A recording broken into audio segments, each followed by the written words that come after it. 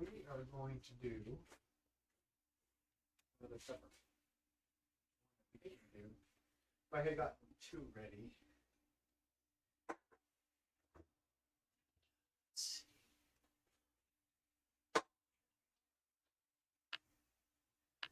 Use the bigger dolls. Use less material that way.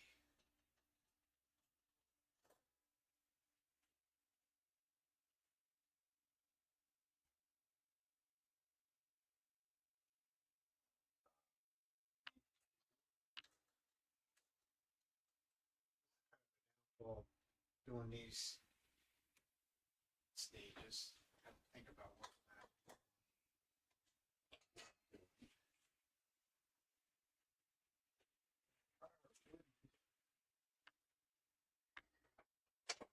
Live center. This one, I remember, I don't think this one has the one that's compared to track. For whatever reason.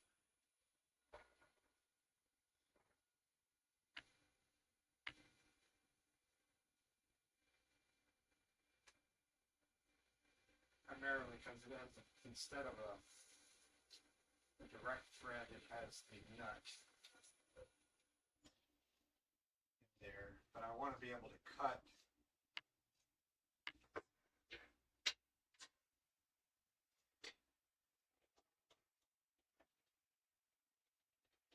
this one. I glued a 3/4 8 nut in there. I turned it from there, but it has never has worked out to be true. Probably my primary thought is what I found on one of the other ones that I made, this inside ring right here, it is not matching up on the live center because it's not sitting on this face, it's actually hitting down in here. So that would take a little grinder and grind some of that out, or just toss it out. I do have one that I made out strictly out of wood. Let's see whether that one. The ones I made out, one of them that I made out of resin just works out quite nicely.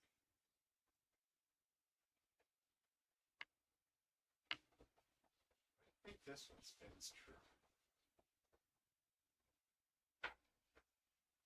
Let's see. See what it does.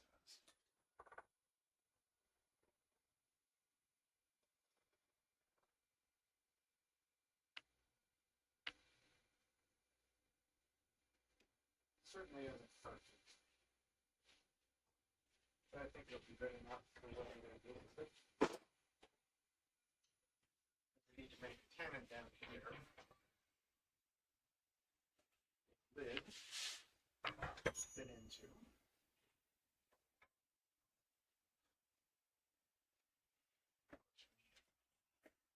Measure that. Something to get us close.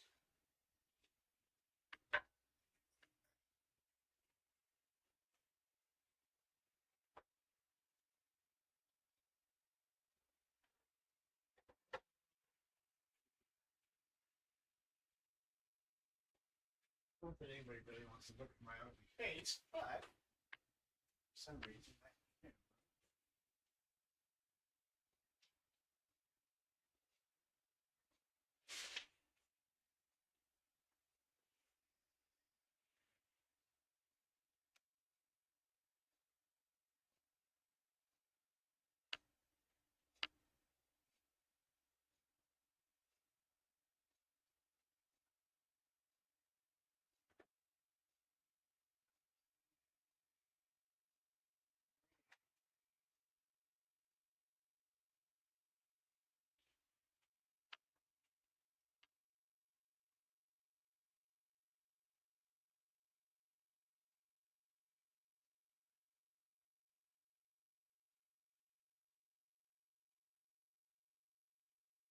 Problem with having basically two of the same webcam.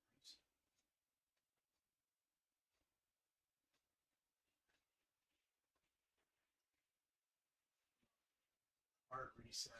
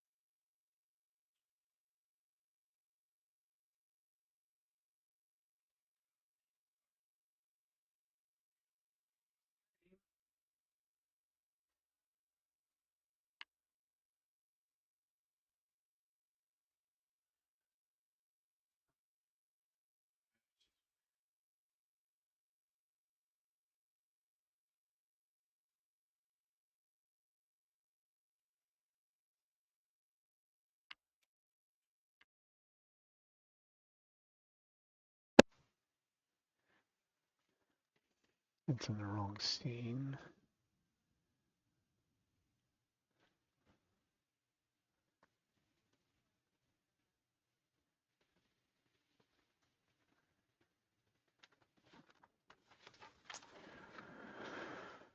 Oh, why you want to do that?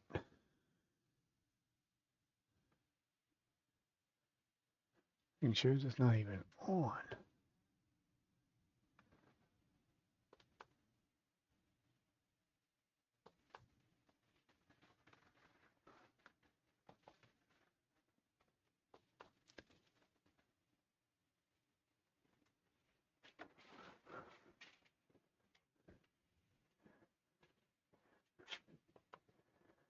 Yeah, we'll just turn it off for the night.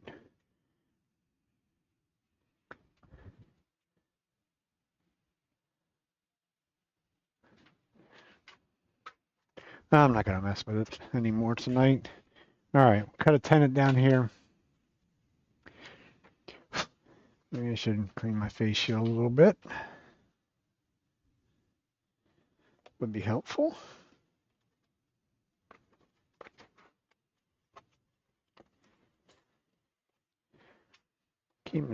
Seem to keep forgetting to look at that. All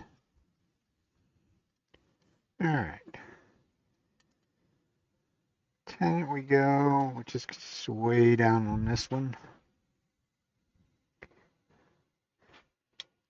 So we'll get it started.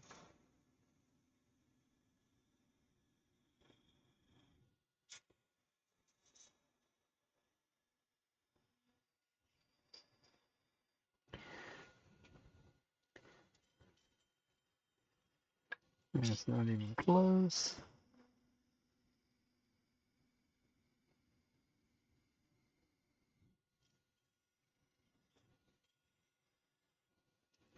That should be close.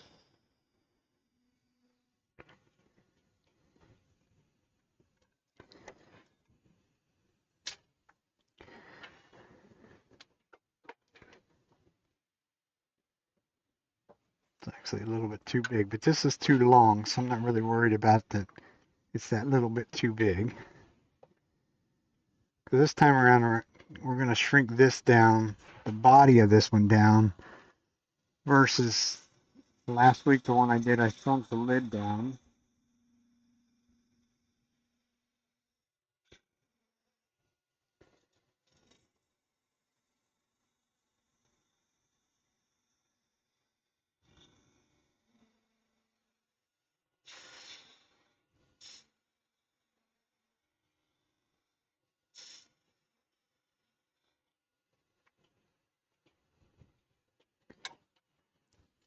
This is definitely not a suction kind of a fit. It needs to actually fit. It's just about perfect. That once a little bit of sanding goes on there, then that'll work. Now, I need my rod.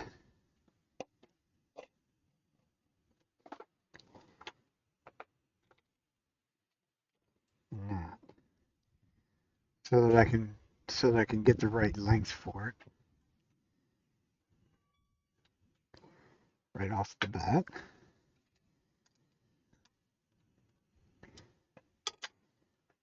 I put the lid on. There was no point in putting the lid on because I'll never find a hole. So I hold that in there, go through the hole.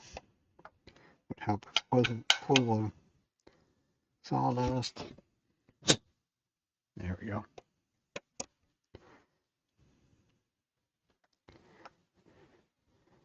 And we need a solid quarter, more like probably like 3/8 or better for length.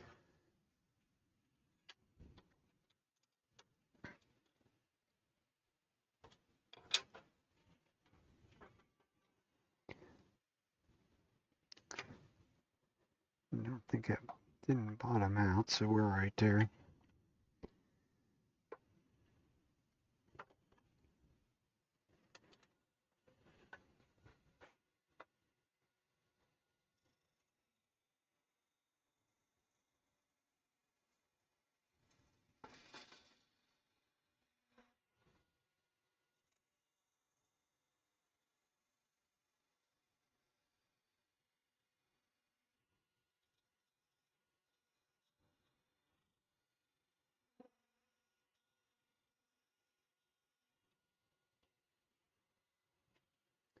You'll need to take about that same amount off of this end.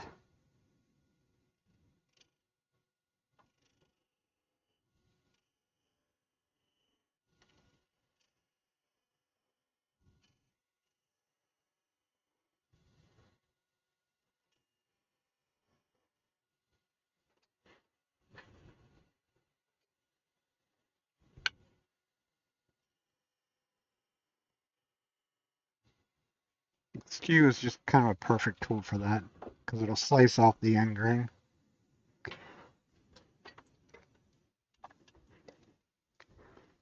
Left me with almost a perfect little ring. Not very useful, but it's a ring nonetheless.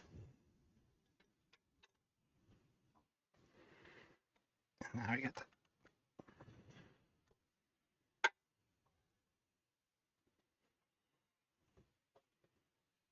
too tight.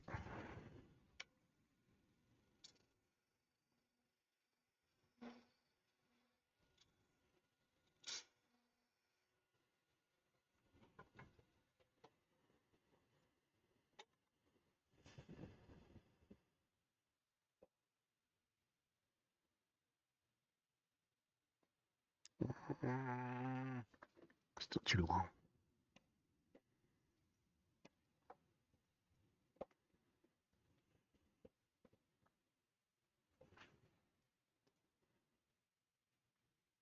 Yes.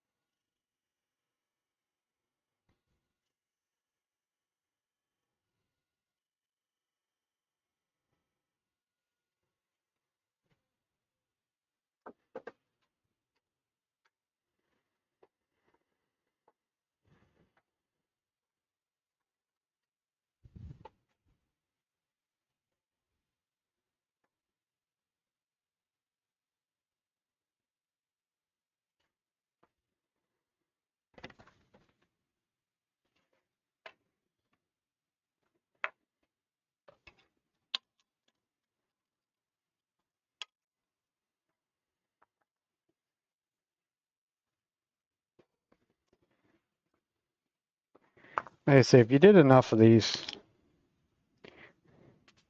you'd get some of this time wasting things because we're just barely sticking through. We need probably at least another quarter or more sticking out of there. So it means you just keep taking more off.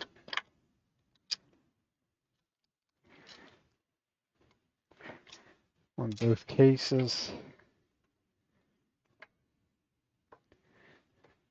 I probably really wouldn't have to bring the tailstock up either. I mean, it's well supported enough, but I will get vibration if I don't.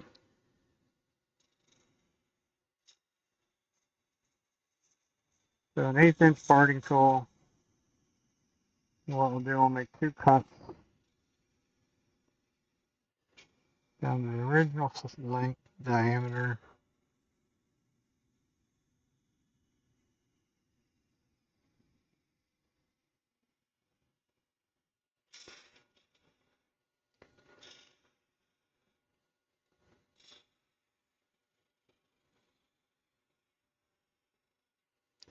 Smooth it up a little bit. Looks like it's actually tapered a bit. We'll get this out of the road.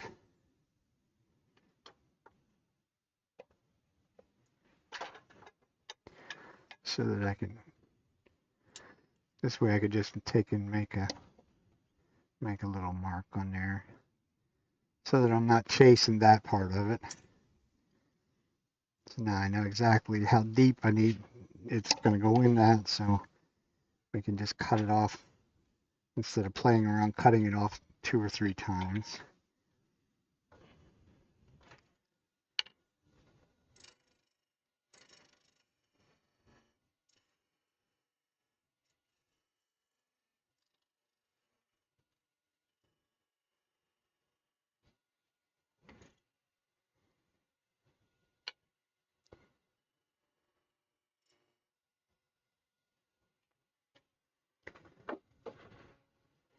Could be the captured ring right there. Easiest one you've ever made.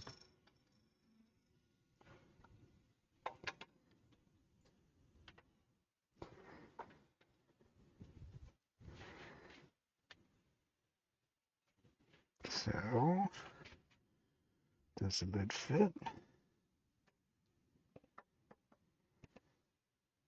Somehow or another we're not doing it any justice. Made that actually a little on the small side, but on a pepper mill it really doesn't hurt you. That will have a little slop to it. A little more than what it needs to. So if we're really fortunate here, which we may or may not be, now we're right at the length we need to be right now. So that'll work.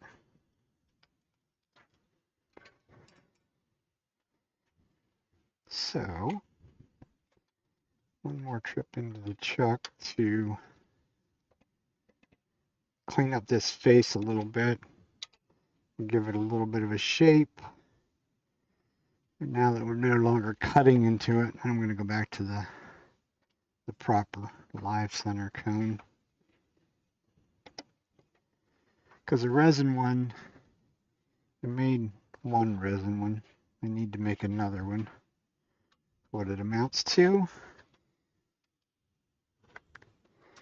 it's just a shade bit. It barely goes up into it because it's not. It's made more so to do spheres than this kind of work. Like I said, I do have another one that I need to. I already have it cast and threaded and the whole 9 yards.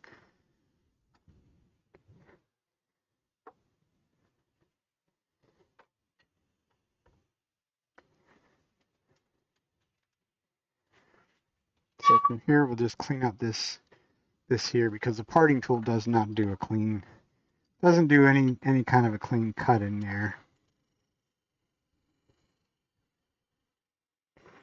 So we'll use a spindle gouge.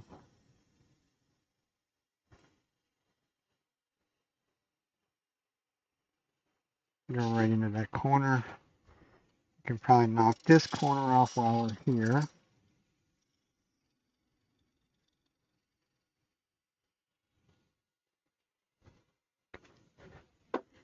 And then we can put it back into sort of a true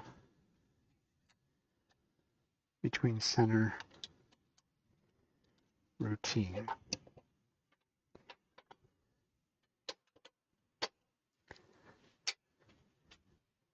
Which that is set up for the other chuck. Smaller jaws.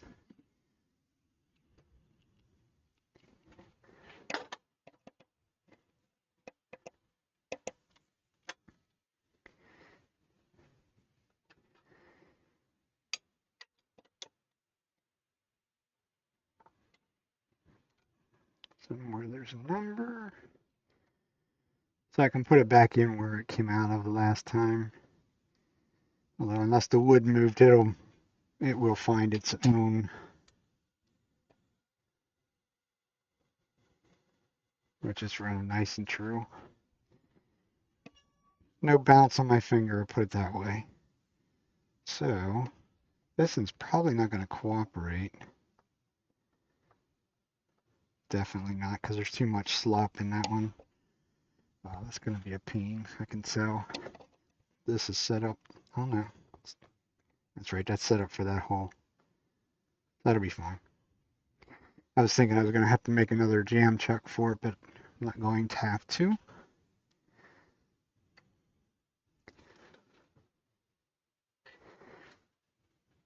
That hole is somehow or another give things a week to do something, and it has moved a little bit because it's a little bit off center on that, which it shouldn't be. Not really, anyhow, put it that way. I'm going to go back to my original design, basically. Now this one, for some reason now, considerably shorter than that.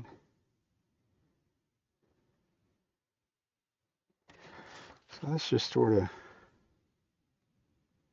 mark the high point of that. I'm just gonna sort of round that down a little bit, I think. I took a picture. I was watching a YouTube video the other night, and there was a guy on there that was making pepper mills, and he did it a lot differently than what I do. So he came up 2 inches.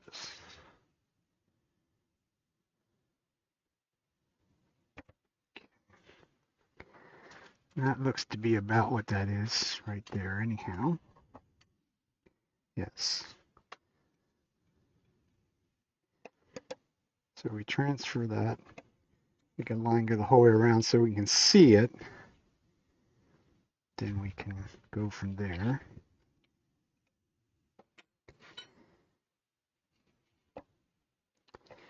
And we can use a multitude of tools on this. I mainly like my bowl gouge for most of this because I can remove quite a bit of material with the bowl gouge. Really was looking for the one that's 40 degrees rather than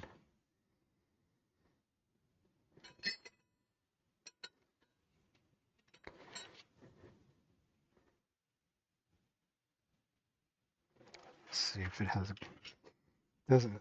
doesn't appear though that it's very sharp. So we'll see.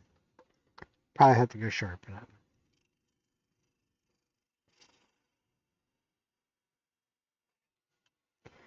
Yeah.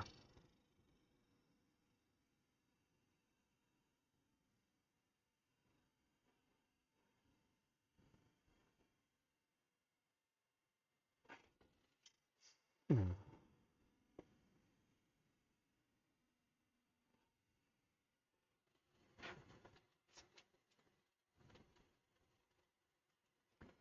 Okay, so this end will get cut down on the chamfer.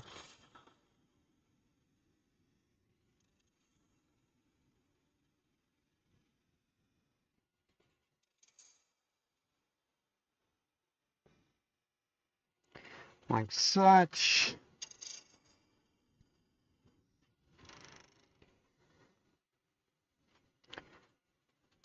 That's where we're going to have to go sharpen because if I put too much pressure on it, it's going to stop it. It's just a wooden drive.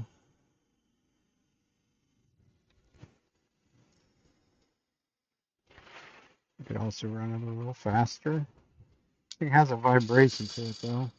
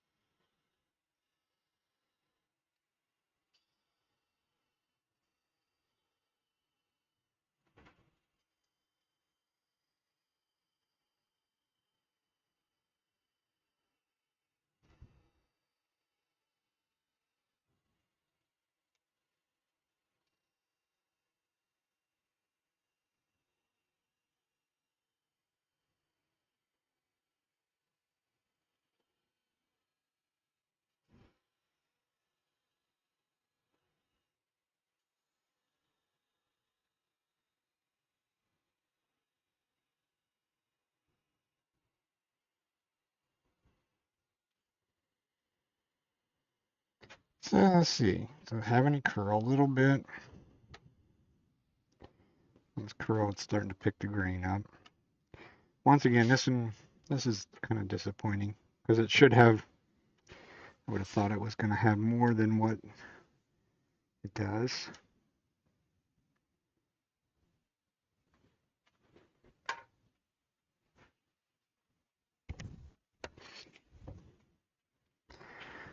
So we'll just keep working on our shape. We go back over to our spindle roughing guide. Be a little less aggressive with this.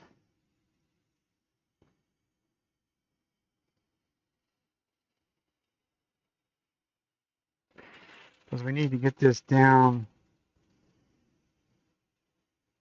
here in the middle to where it's comfortable for smaller hands to grab a hold of.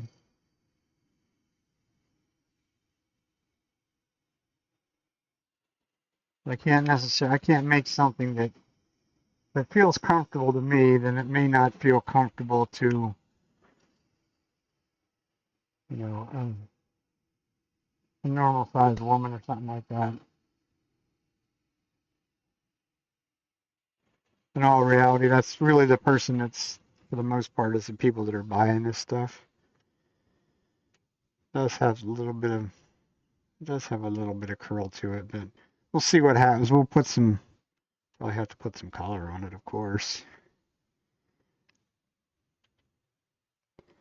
It's considerably quite beefy right there.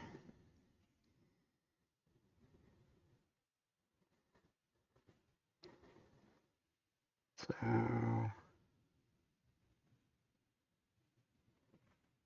1 3/4, I think.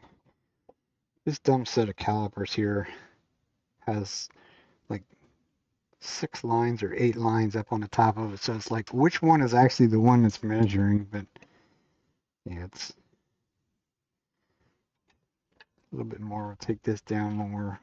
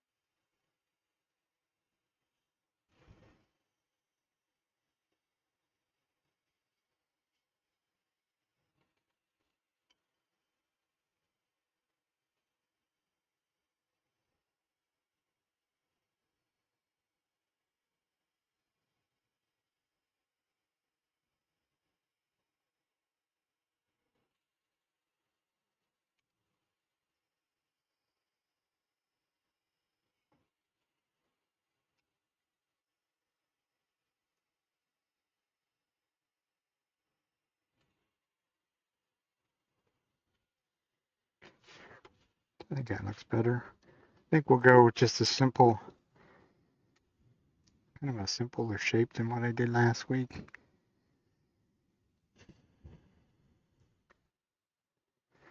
Would be really nice if I could do both pieces together, but it's not going to cooperate doing that because I made it just a shade bit loose, so it's going to have too much slop in there. I don't think I can. I think if I double up on a piece of paper towel, it's just going to make it worse.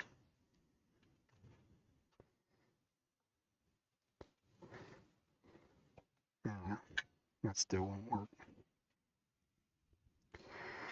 It's where I should have.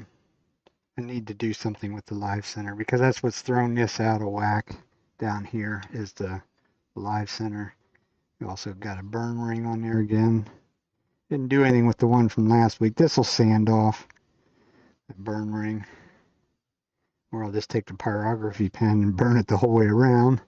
That's a good indication that it's not running concentrically around because it only burned on one side. And left a burn ring, of course, on that, but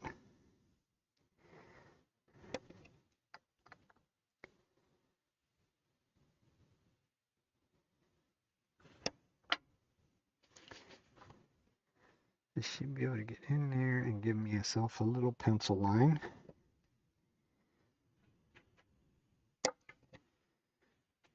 And then we switch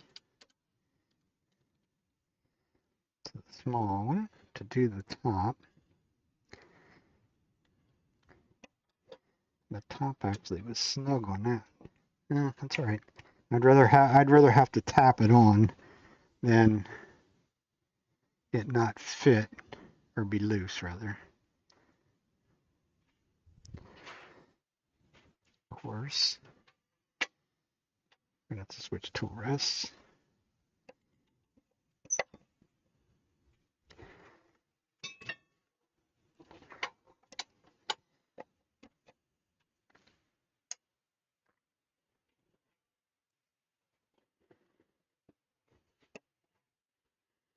Yeah, I get my trusty pencil in there and be on the line without smacking my fingers. So I can see in there so I can make this kind of a shape with it. This we will go back to a spindle gouge. I want to be a little bit more gentle because we're going to be up against this chuck. So if I have one of them little oopses with this, then things could turn exciting in a hurry.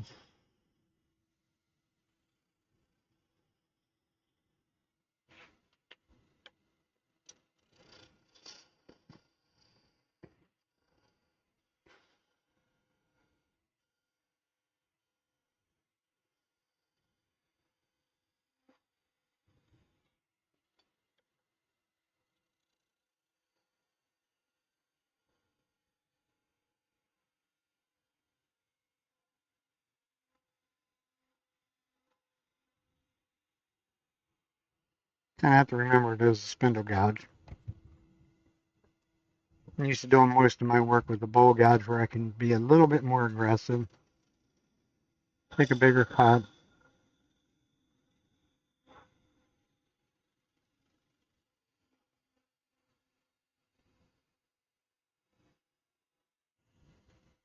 Listen, we're not going to make the shape that my wife likes. It's going to be like an oblong kind of a thing.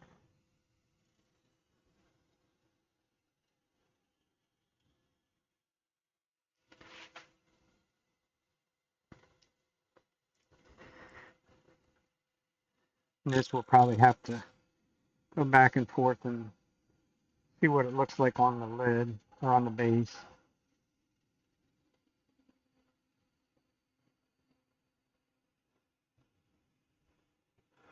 We do have to get this pretty much to the center point and be a little flat up there. That's where the live center doesn't like that because that tip touched the live center while it was still spinning. So we'd put another little scratch in there.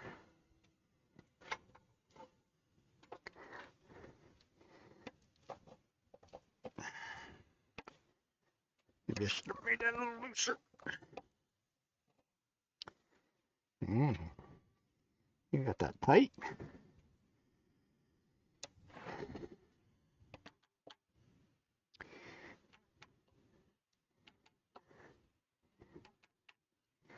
think we need to hit that with just a little bit of sandpaper there or something. We're not down to our line there, but I wanted to see what it was, see what we're going after as far as the shape goes.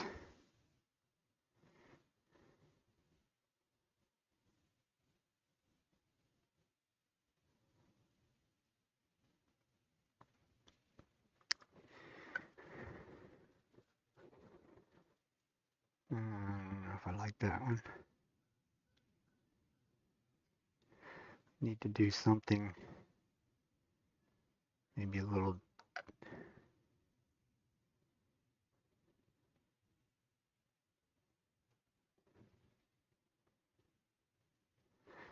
probably a nice, fairly nice sized bead right there. Might look kind of nice, and then swoop that up around.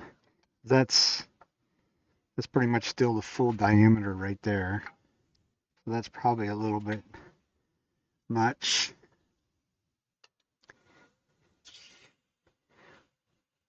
hit this with a little sandpaper. Probably swelled up for one because I did dye it, and I'm sure I got some of the out. There we go.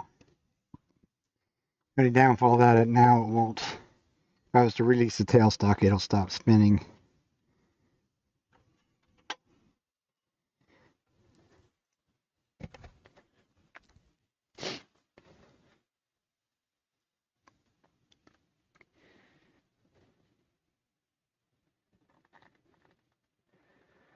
So, bead.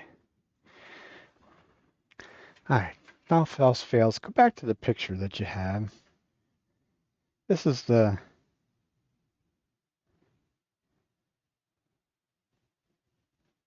it's kind of the interesting part of seeing what somebody else's work. I mean, some people may say this is kind of like copying somebody else's work, but most people would be happy if you copied their or took their design and sort of incorporated it into your into their own.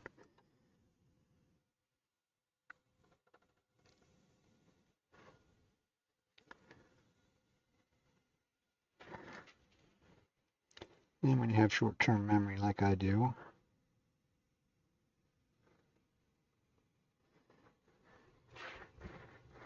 this he sort of went back about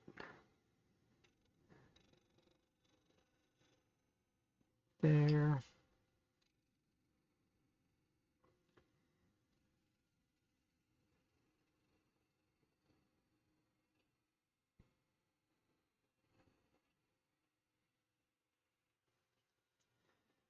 Close to the line.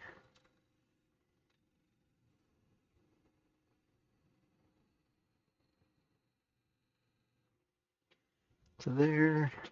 Be nice if my phone would stay on long enough.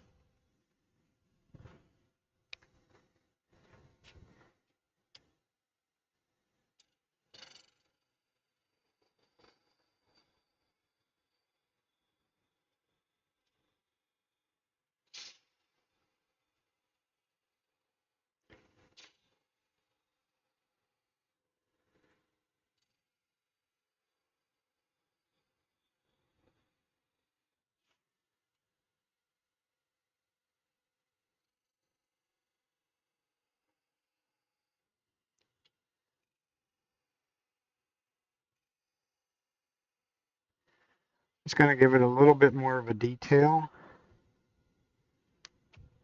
So I think his was actually a little cove in there. Not really. This whole thing could definitely go smaller than what it is.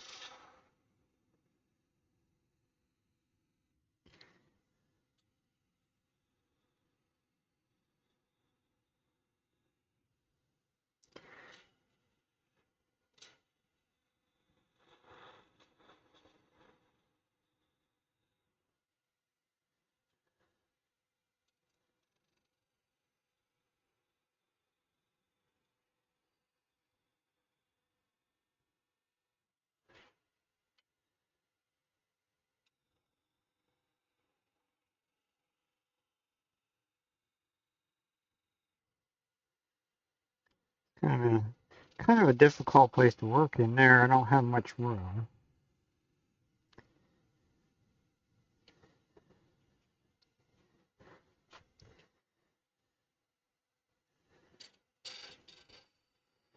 It's definitely fatter than what we need it to be.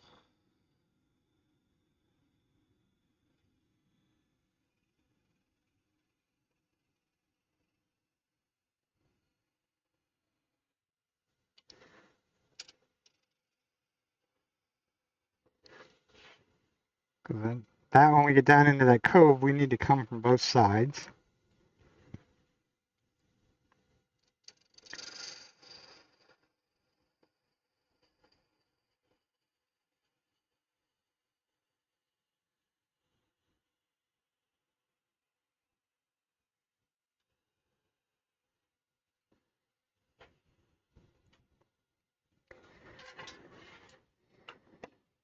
Now we can take it off.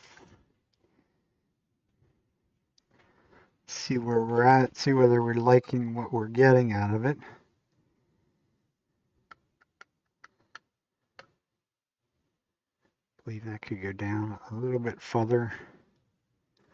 Or we could go down a little bit further on both ends. I think I could make this curve come down more red on that end too. But right now we're going to work on this.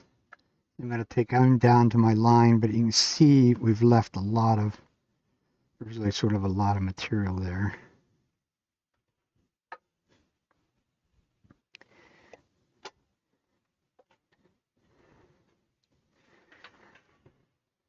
So we'll just sort of keep working that down a little bit.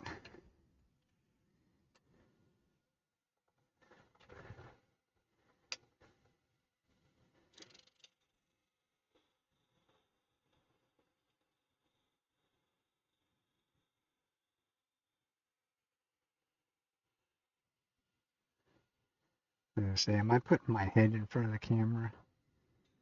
Hopefully not.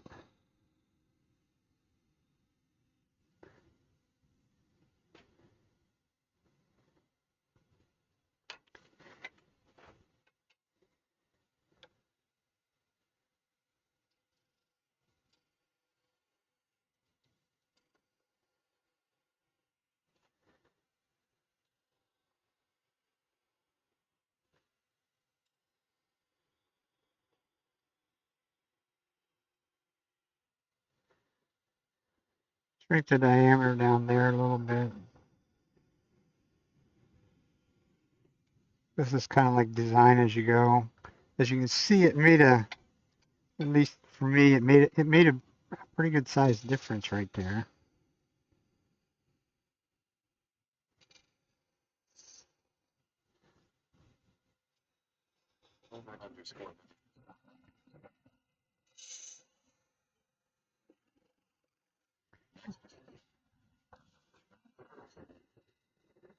Yeah, there was a lot of them have quit. I guess they weren't happy with quit.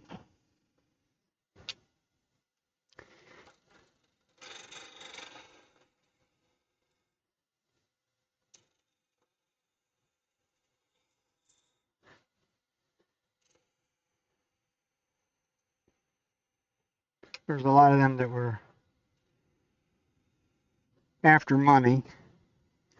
So whenever Twitch made their little things a while back, and they were basically taking the money out of some of those people's pockets, well, they just, I guess they kind of said, screw it.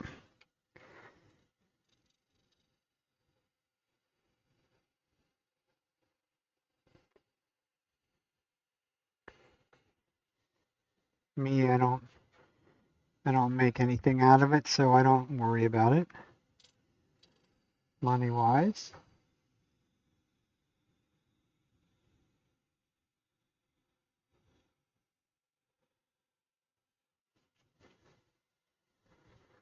It's just kind of a thing of bringing you along to show you what I'm working on.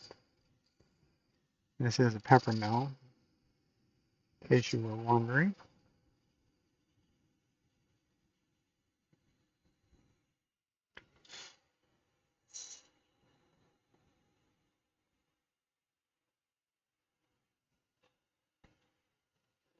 I'll leave just a little bit up there on the top.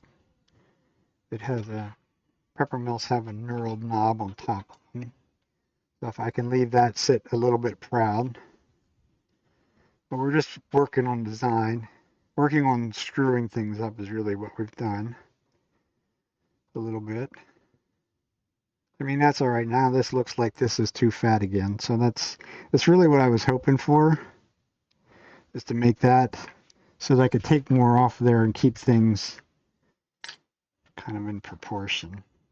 So just make sure that we got more than enough rod sticking out the top. I think we lose a little bit of that, but as long as I don't run out of threads, I'm fine. I can just as easily cut that off a little bit if need be. So I think we'll go back to the other. Guess I could sand that a while, because I think that's gonna I think that's going to work for me. I just need to remove some off of there. And this is too loose to be able to do the two pieces together. Which could have made life a little easier. I wanted to get the knob.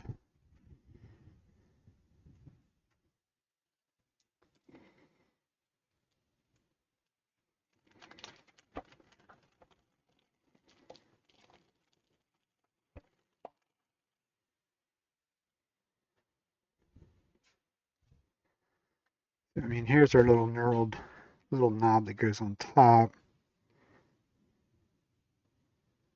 That's a little bit bigger than what that is, but I think that'll work. Once I sand out, that'll sort of hone that up a little bit. Maybe should try and undercut that a little bit. There again, it certainly won't hurt anything if it's not perfectly flat on there.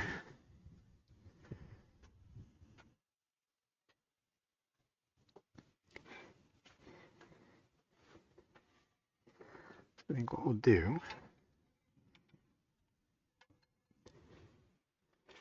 so we'll go ahead and sand that. Looks like all of our sandpaper sort of used, so we'll just start out brand new.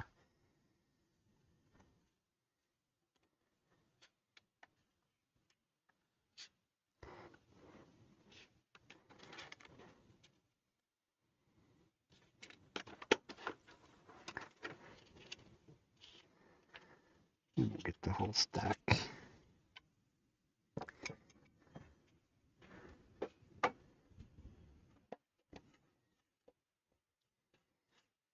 Let's see whether this is going to be really, this part shouldn't be really dusty. If it is, then I'll turn the dust collection on, but first we got to get enough drive to drive it.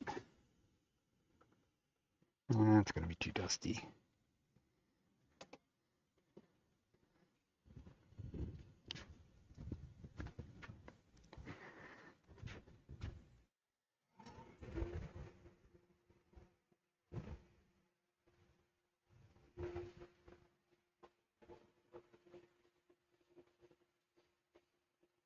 I started with 180 on this. I definitely have some ripples to get rid of them.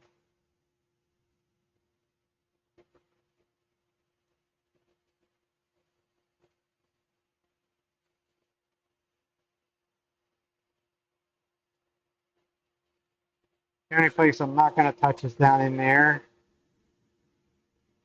or at least the whole way down in there. Because if I touch that end down there, that end is pretty much end grain. So I don't want to put 180 grit scratches in the end grain. They're very hard to get rid of.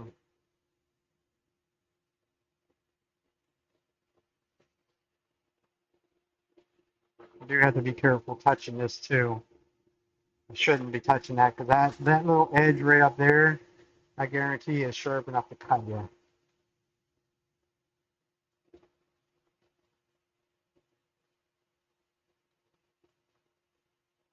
I need to get down in that little tiny little groove in there.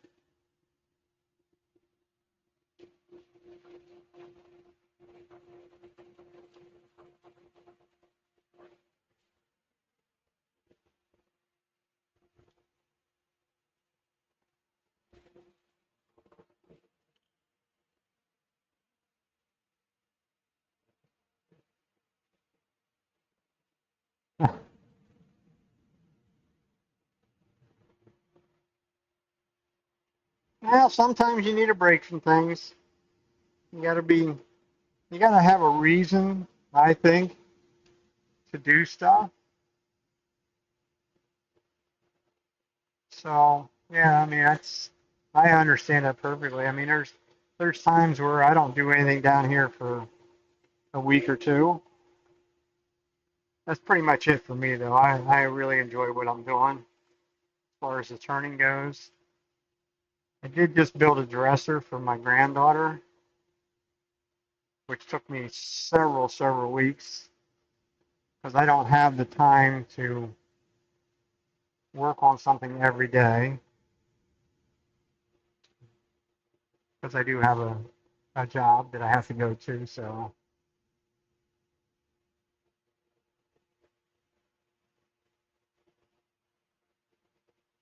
it's something small and round. Ah, ha, end of a file.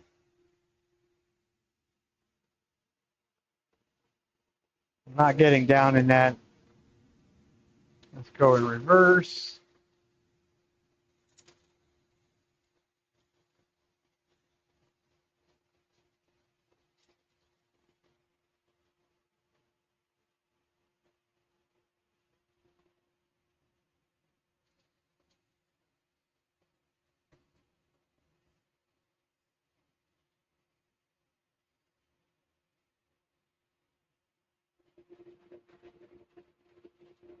Much better.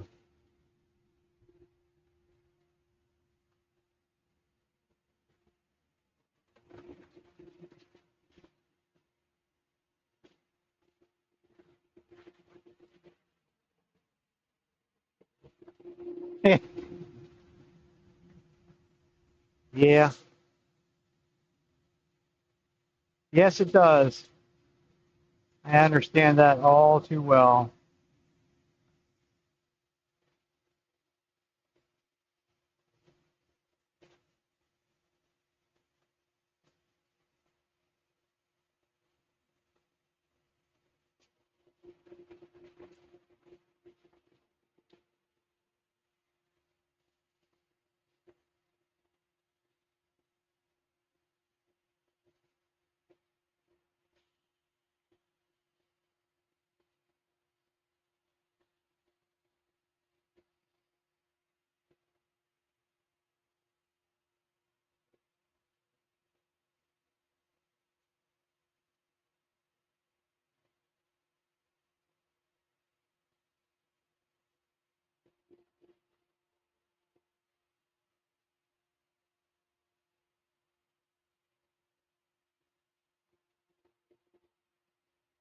Leaving some odd looking lines in there.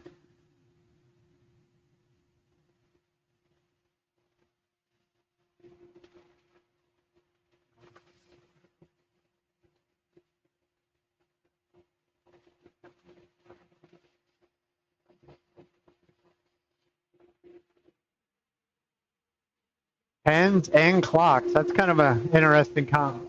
Are we talking about manual clocks or some sort of clocks that you would have turned?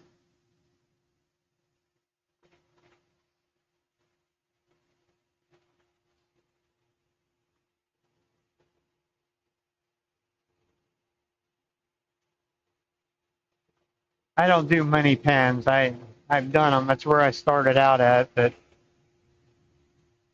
for me, the pens just don't do much. And I do sell stuff at some craft shows, so the pens really don't do much for me there. A lot of people have good luck with them. I'm just not one of them.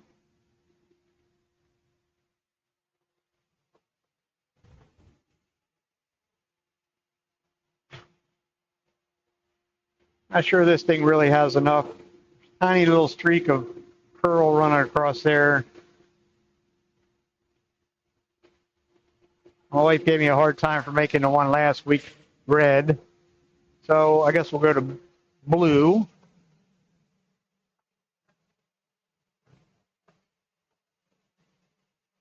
Okay. Now see, you got one up on me. I've never done any clock. I was watching a little bit of a YouTube video sort of earlier today where the guy was making some of the three-cornered boxes and things like that. And he had like a clock that he was making that way. I thought it looked all right. This is the royal blue, so it's not quite so dark. I just wanted to see whether any of the figure was going to show up, and it really doesn't. At least on that half of it.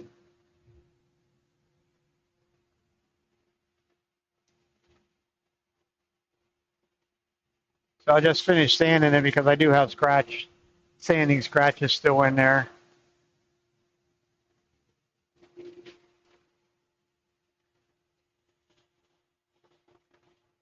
Which this is where it's going to clog the sandpaper right back up, because this particular die has a little bit of shellac in it. It's also a cheater's way to see where the scratches are at.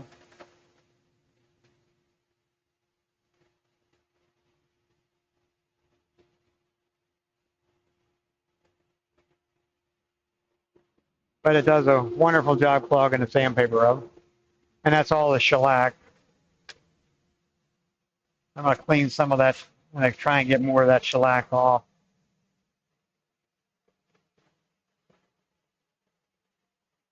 It is an alcohol-based dye, so that's what I'm going for next, is to put, I just use spray alcohol. Get rid of the dust chute there. I don't want to spray the alcohol and have that suck back up into there.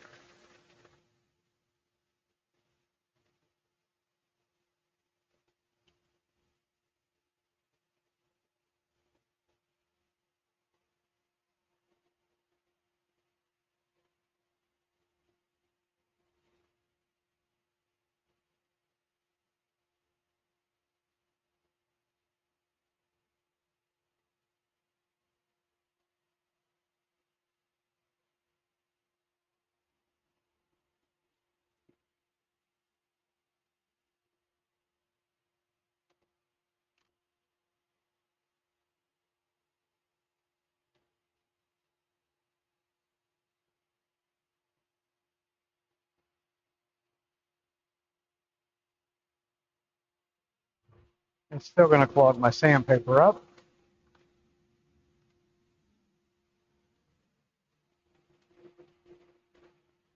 It looks like I should have just finished sanding the whole thing before I put the dye on it. But if there's figure, that won't necessarily, it'll do a better job if I don't. If I put it on and sand some of it back off.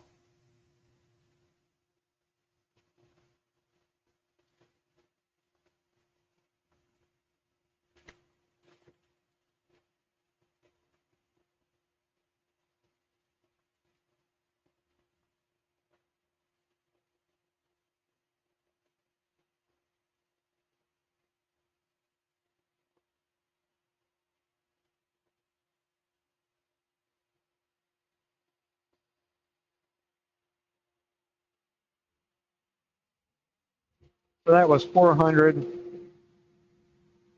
I use my paper towel. It does have a little bit of alcohol in it.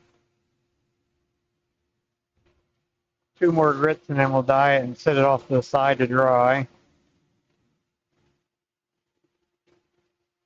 And then we'll go back and work on the base.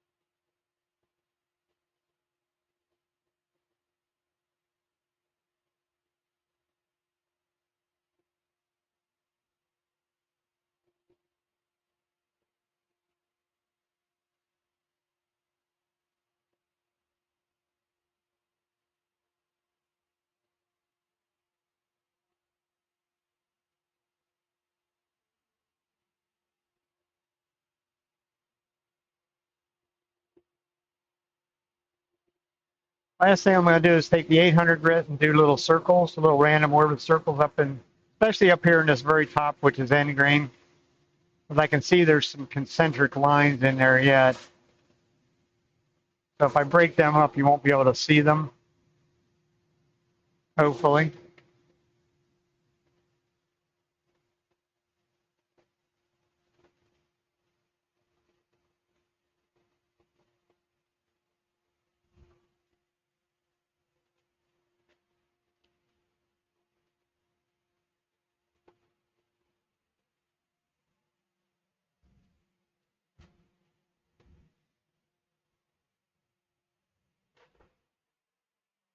I don't need the dust collector running. It's kind of noisy.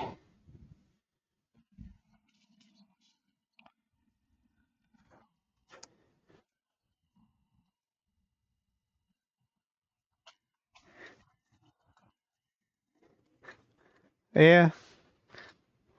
What brand is it, you know, offhand? Some of the older ones are actually better than what the newer ones are. Especially if it would be one of the old Oliver. They are kind of sought after by some of the production turners because they do such a good job on a lot of things. I'm going to take a little bit of alcohol to this because I want this. I want to try and get rid of as much of that shellac as I possibly can. Because my choice in finish is actually a very thin, slow-setting CA glue. And it doesn't, shellac and CA does not cooperate with one another. So that should have, it only has a little bit of shellac in it, so it's not a lot. So that'll be our base, our lid. So now, need to make that chamfer considerably smaller, which is where we'll start. I will leave my glove on because I know what happens. That dye is very potent. And it doesn't come off your fingers very well either. So now we can go back to our original setup.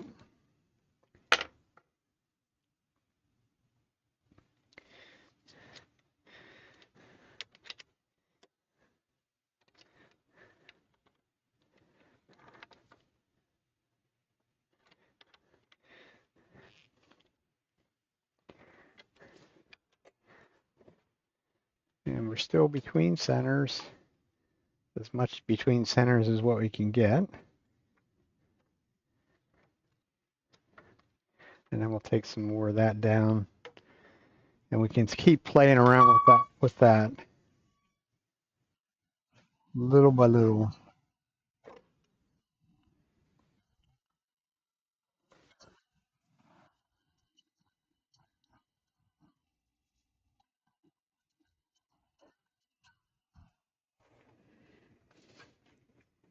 What part of the world are you from? Why does that sound like a machine that would be over in the UK somewhere, maybe?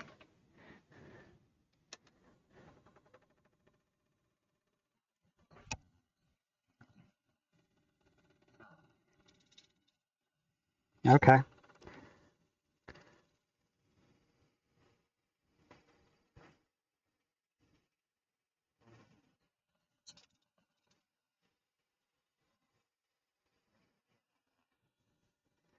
That's what I would have thought you your answer would have been. Somehow or another, I've heard or seen that name before. And it wasn't I'm in the US, so it wasn't here.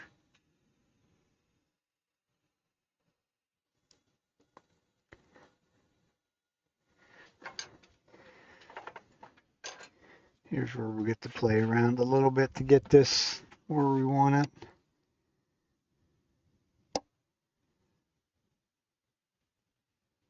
That looks pretty good. Dumb luck to get it on the first try. was thinking I had to take more than that off, but that's just fine that we don't have to take more than that off. Now we're going to shrink this down just a little bit.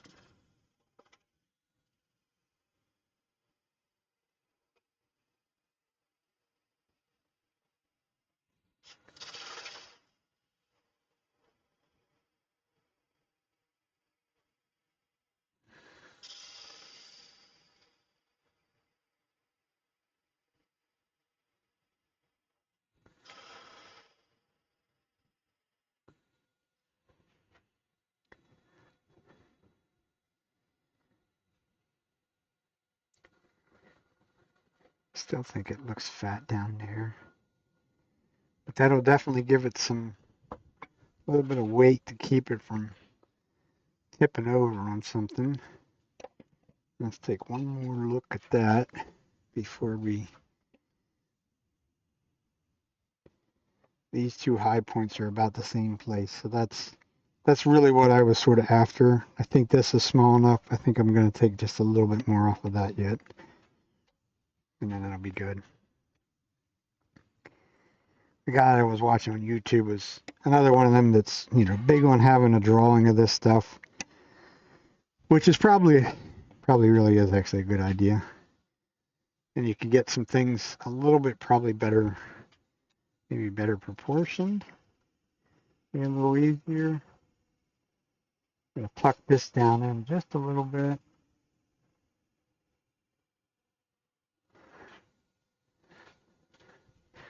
And then we'll come back up here.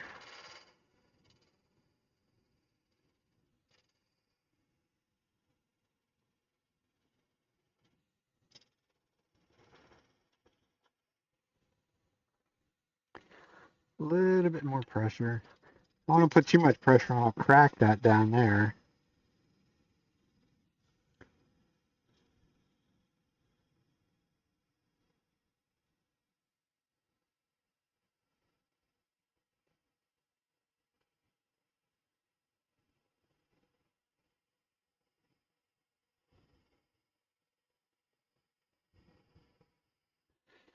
That's one of the kind of the idiosyncrasies of their kit. Is you have all that material up there. They want you to drill a fairly small hole in the top, in the knob part of the top, which really doesn't, to me, doesn't make much sense. I think that's just their kind of their recommendation. So I think on the next one that I do, because I think I have 6 kits of these or something like that. So then I'm gonna do something a little different with it. Make this part of this mating ring up here considerably bigger than what it is now. So let's see. Give it one last look before we go sanding. I think it'll be fine. I actually got a little bit carried away there, but that's, nobody will ever see that difference.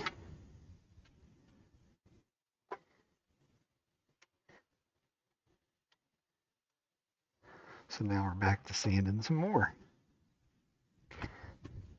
which is all this is kind of what these pepper mills are all about. These are all about drilling holes and sanding.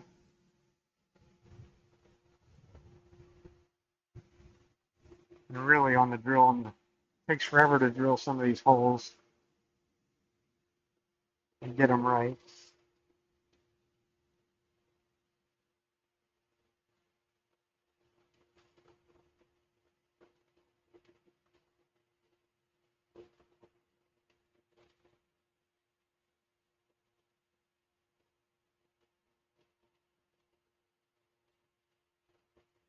Just like with the top, I'm going to start with 180. As you can see, as I sand, there's some little dark streaks. That's little, what an old guy call them, little nervous marks or whatever. It's tool marks. Really simple. So they got to go away.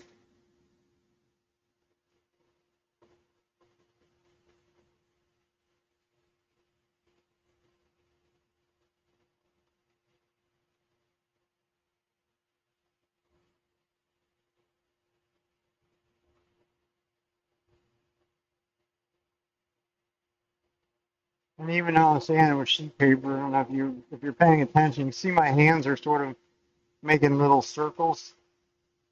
That'll help me from getting perfect little radial lines. I try and sell them. I do all right with most of it. I don't ask the big, I don't ask the giant size dollars like some people do, but this year we're going to hit 3 craft shows. One will be like the last weekend, last Saturday of October, and then 2 more in November.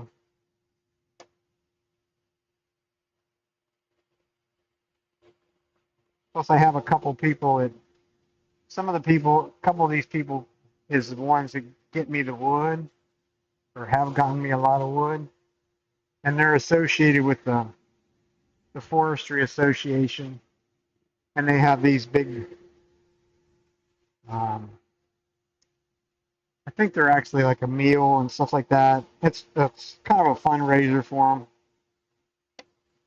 and these guys go to that, so I give them, a bunch of stuff to take and donate to that, and then they're raffled off somehow or another. I've never been to one. I probably never will be to one because I think, well, what I understand is close to $1,000 a plate to go. So I'm like, yeah, I'll donate you a couple $100 worth of finished goods, and you all can have fun selling it.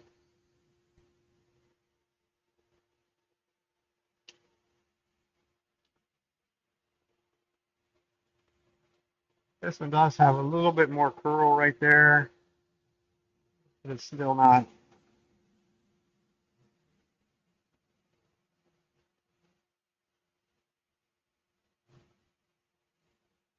exactly. That's that's where it's all about. That's as far as I'm concerned. I have pretty much. I mean, my shop is small. I pretty much have a full line of woodworking as well as the wood lathe. The lathe has become sort of, I guess you would say, the passion these days, and it's more the fact that it's so much quicker than doing like furniture type work and stuff like that. So that's why I've sort of have gone to more turning than, I guess you would say, traditional woodworking. Like I say, that dresser was probably the first piece, especially a piece of any size, that I've probably done in years. I'm a truck driver and I work for UPS, and they believe in making you work a whole bunch of hours. I mean, the benefit of working a whole bunch of hours is you make a bunch of money, but, money isn't everything. It comes right down to it. I mean, you got to have some time to do things that you enjoy, but kind of is what it is. And I'm pretty much down to about 3 years to work, and then it'll be time to retire, and be able to do this kind of stuff on a daily basis, if I so choose.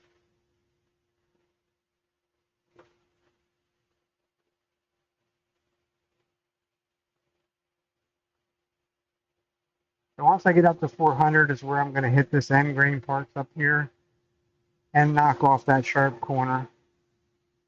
But I don't do that until I get to that point.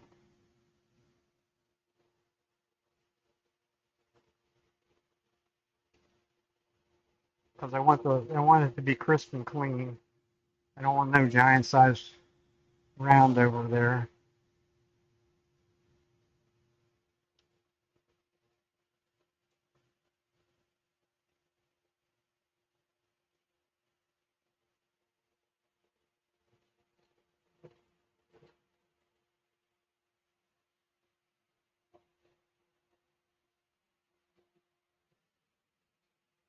Oh, there you go.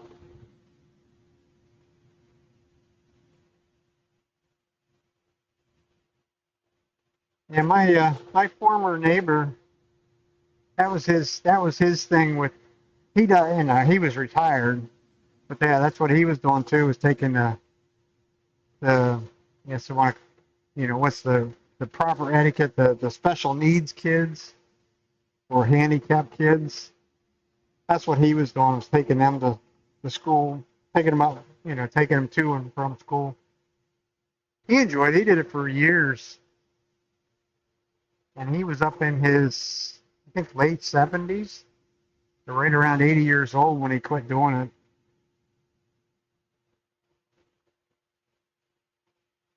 But for him, it's, gave him something that he didn't have any real hobbies except work in the yard, do yard work and stuff like that. So it gave him something to do. Got him out of the house for a couple hours a day.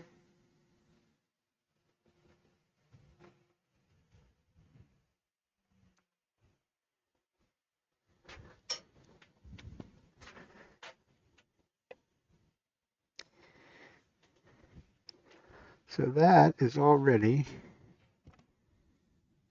Get its dye. Now spray it down spray it with some alcohol. Like I say, it's not going to be jump out impressive, that's for sure. It will be very durable though. Like I say, it is hard maple. This is baseball bat blank maple that I've had around for quite a number of years. They were supposed to all be curly, but as you can see, they're not. Maybe there's a little curl on the outside, but it doesn't go very deep, which is kind of disappointing. But we can still give it a color. They'll look okay. They just won't be, as some people would put it, they won't be gallery quality. But for the people that I'm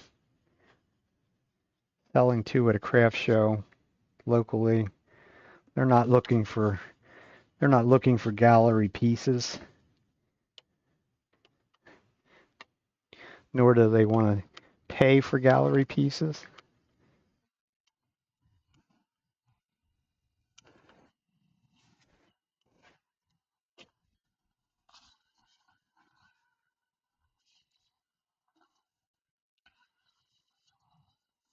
There you go.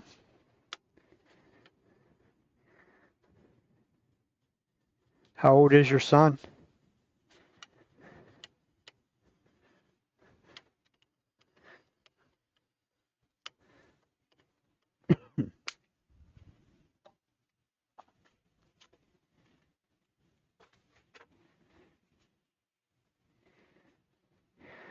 As I always say, open them paper towels up. It's got the alcohol on them. Lay them over the side of the trash can, or lay them out on the floor or something like that, so that alcohol evaporates. Because it would only take one tiny little spark of some sort, and you'd have a very good fire, and it's also a fire that you can't see, because this alcohol burns with literally no visible flames. So that's going to have a little bit of character to it. It's got some little light. Them little light spots are places where there's a little bit of the curly figure. That's about the look it's going to get.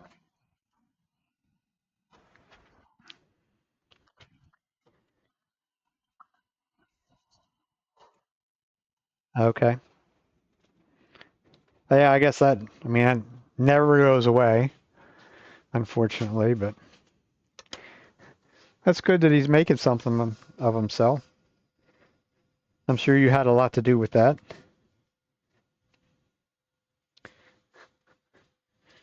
I'm sure there's parents out there that would just say, well, never going to make anything, to amount to anything or whatever, but so that will need to dry. I can show you what it looks like all together.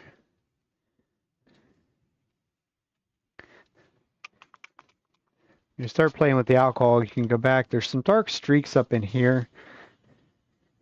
I can see just hit little spot areas. As you can see, the alcohol will start to dissolve the dye, reactivate it, and it'll take some of it off.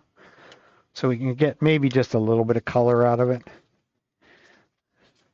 Like I say, it's not going to be much, because it would take that kind of figure right there all the way around. Because if I sanded that back a little bit, what's in between them dark spots will become light spots, and that's when it'll actually show up and look really kind of neat. But it's kind of a situation of you win some, you lose some. In this case, we're sort of losing on that. Grab it with that hand.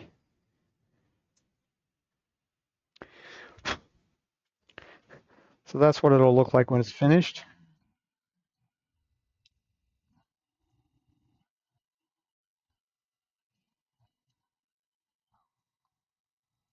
Oh, that's good.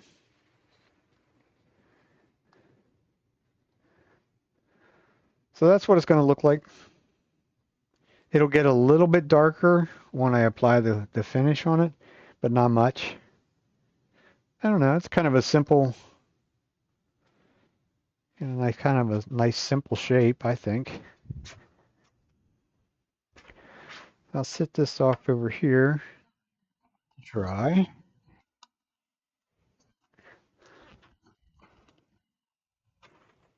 Thank you.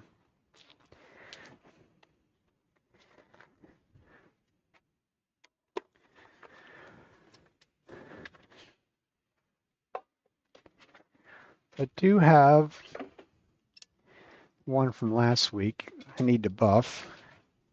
I think we're going to go ahead and do that quick like. I'm really curious as to see whether it's going to do what I wanted it to do. It's finish wise. Because I could go back and actually put multiple coats of a different CA finish over top of it and get a very high shine out of it. I don't necessarily use the high shine for too much stuff. So we're going to give it a quick little buff. I got a couple little things to buff. That was maple. It's a hard maple.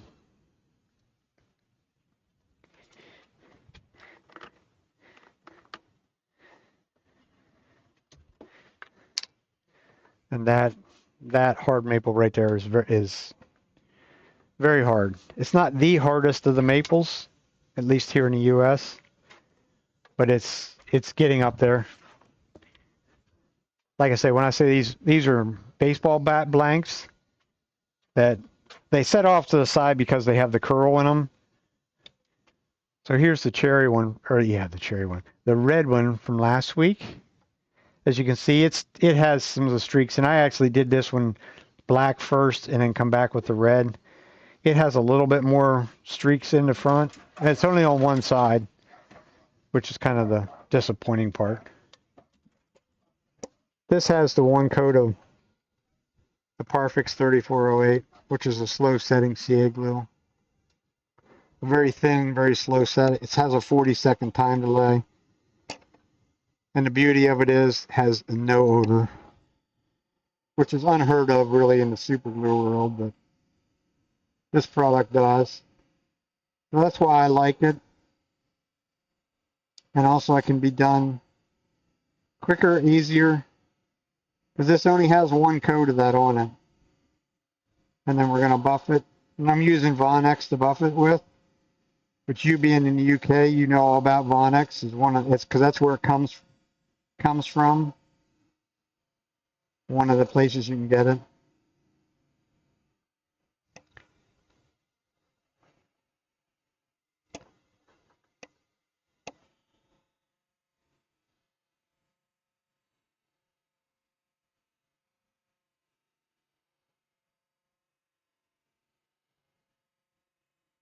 It makes for a very durable finish. because it doesn't, it's not like the pen world.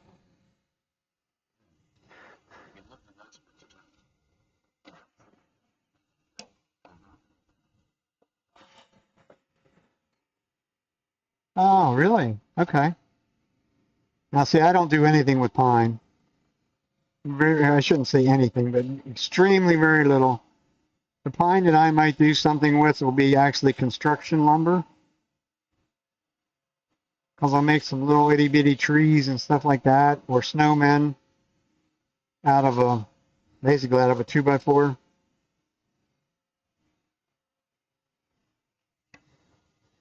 So we'll get everything buffed up nice and neat. This also has the finish on that rim. So if I buff it, it's going to make it a super shiny, a super slippy. So that means the pepper mill will work very nicely.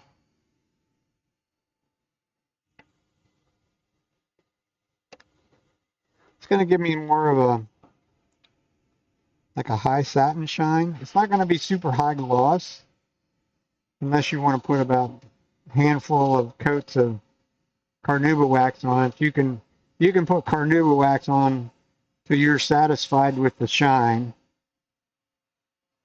And as long as it's something that's not handled every day, and even if it is, it's still going to last for a very long time, because carnauba wax is very, very hard.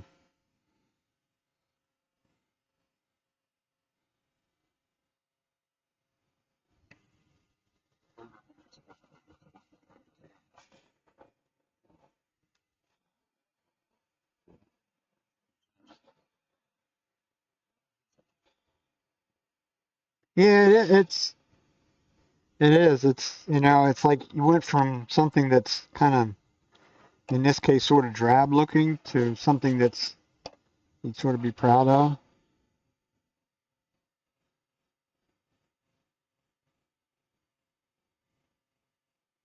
And the really neat part about it, and the part that you know, it's like I say, it's really quick to use, and it's super, super silky smooth.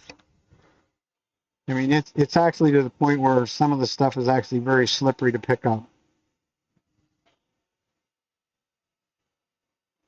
because it's such a thin super glue that it soaks way down into the pores of the wood, because I don't leave any of it sitting on the surface. It all gets wiped back off.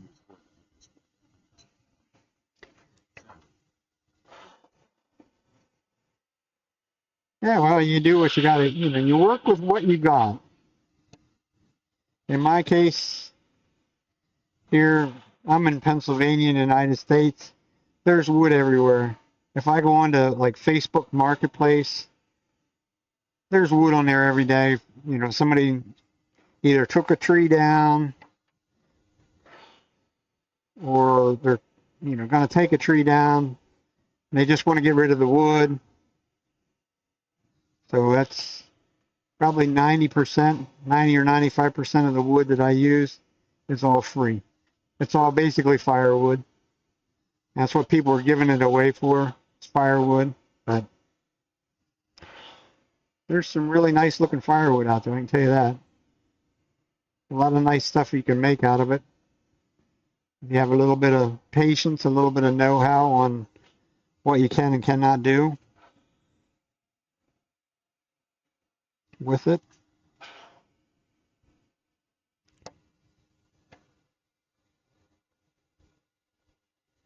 Fingers tell all. I rub my fingers over it. You'll find, that's when you'll find little spots that didn't, maybe there was something weird with that spot and the glue or whatever, and you might have little bumps. So like I say, your fingers will show you that they're there, because your eye won't necessarily be able to see them. The carnauba, we're going to slow the speed down. We're going to about 900, between 900 and 1,000 RPMs, because I don't want to melt it. You melt carnauba wax, you'll only, that's another one of them things you'll probably only do it once, maybe twice if you're like me and are really dumb, because it's super hard and it's super hard to get back off.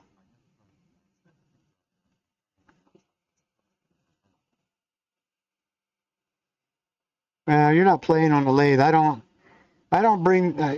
let stuff, at least I try not to. Usually my first order of business, if I get logs, is to cut them. I have a 20-inch bar on the chainsaw, which really means it'll only cut about 17 inches or so. Between 17 and 18 inches for the length of the bar. So I will bring logs home, cut at that length, or longer. I have some right now that are like 6 feet long. Them I haven't done anything with, but my normal thing is to cut them in half, long ways, and I will cut it with the grain, with the chainsaw, because I don't have the ripping chains. I will cut it long ways. Get rid of the center of it, the pith, because that's where it shrinks to. And then seal the ends, and seal the ends with like a magnitude of different stuff. My opinion of that is the cheaper the better. I've used the commercial stuff already, the anchor seal and stuff like that. And to be quite honest with you, it didn't do any better of a job than simple household latex paint or wood glue. You can put regular wood glue, you can thin it down a little bit, cover the end grain, put it in a shaded place in your yard, cover up the top so it doesn't continue to get wet, and it'll sit like that for years. If it's going to crack, it's going to crack no matter what you do. But, you know, it was slated for firewood. If it doesn't survive, it's still firewood. So it's not like you've lost a bunch of money. So there's basically a completed pepper mill.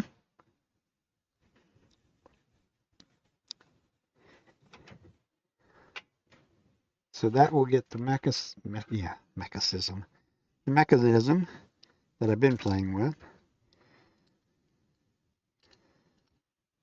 That will get that up through there. The knurled knob sits on top. I'm not going to I'm not going to put it together today. I won't do it in front of you, put it that way. Then I'll get to look really dumb because I think I do have directions here somewhere. Because there's a whole bunch of, I'll put the knurled knob on so that it doesn't fall apart on me. So that's our pepper mill.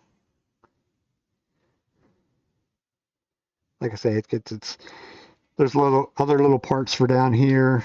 There's parts that goes underneath the cap. This is kind of a simple 8-inch. This is an 8-inch pepper mill, and they really don't even stand. That's the ironic part. They're not really. Yeah, it's pretty close to 8 inches.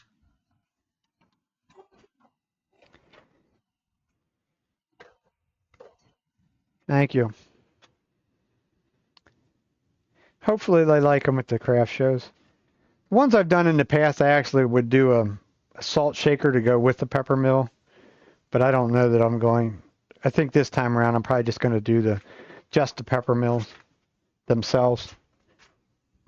I probably will run out of time to do the other parts, but I do have the buffing out, so I'm going to buff one more piece, and then we'll move on to something more exciting maybe. Like I say, right now it's kind of like the craft shows are around the corner, so it's kind of like you got to think about things that maybe will sell at a craft show. There's always a bunch of stuff right here to finish up on. I've been making trees the last couple weeks because my wife is a decorative painter, and we're going to a painting convention this coming week. And the one lady that was part of her group is a designer, painting designer or whatever. I don't know what she would consider herself, but I've made these trees for them before. So she asked me if I would be interested in making a bunch of trees, and she would take them along because she has a booth at the trade show. So that's kind of what I've been doing the last probably 2 weeks. I have like 30 trees to sell.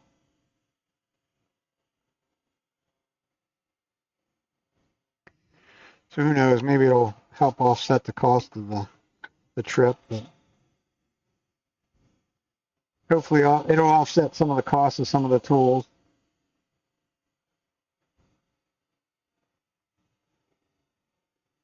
Because they're not getting any cheaper, for sure.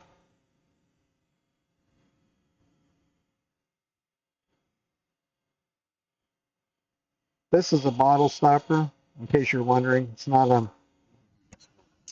a toothpick holder.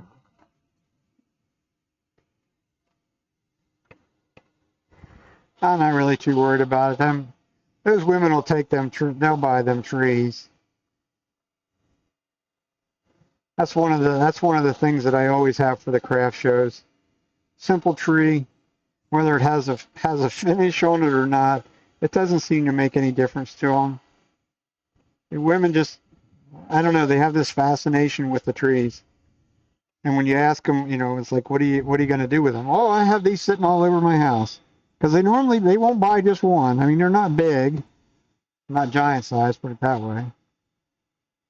And that's probably what I will do here, because I still have a couple pieces of wood here to finish up some of them. Like I say, this is a bottle stopper. Get the metal insert up in it. This is the metal part's the mandrel that I use to turn it. It's just easier to leave it in the mandrel to do this part of it. Gives me a little bit more something to hold on to. And it is orange and black.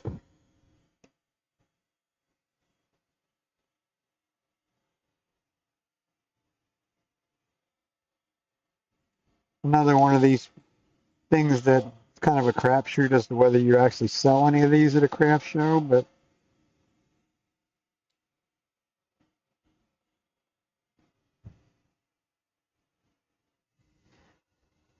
we sell a couple of them.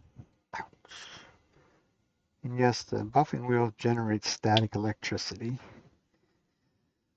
So you almost always get shocked when you go to touch metal. Although I just saw there's a group that meets Wednesday nights on Zoom. And that guy actually had like a computer wristband thing.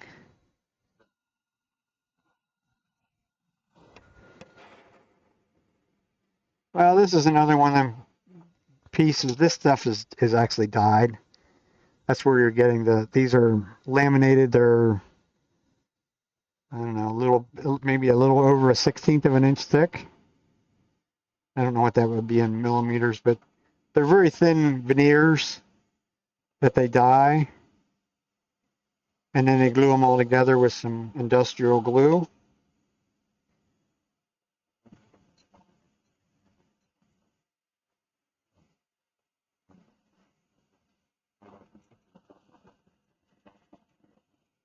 You go to, well, we're going to switch to Saturday nights. I won't be around next week, but the following week is going to be a Saturday night because I'm going to start working Sundays myself. So look for me there. Thanks for stopping by.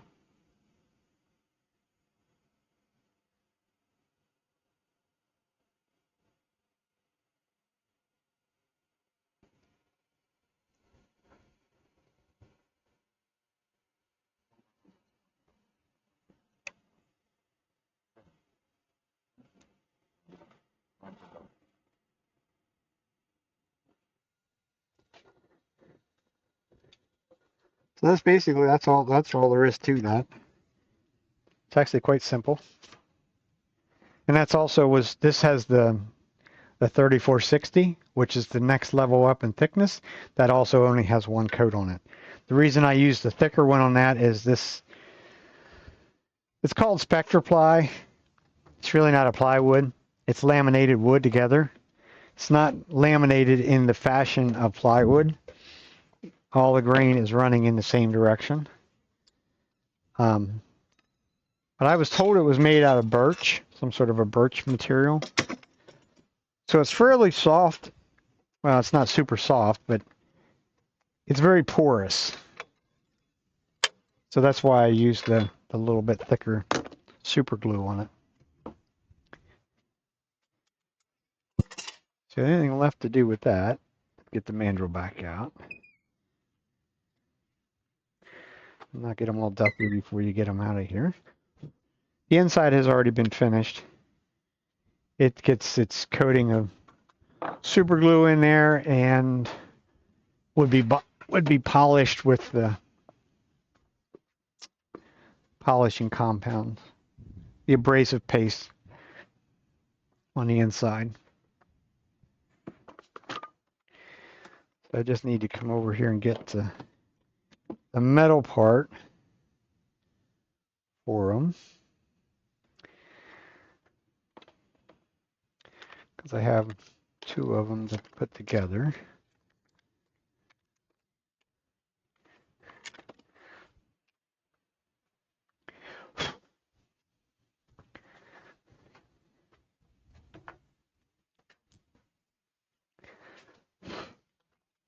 These get the metal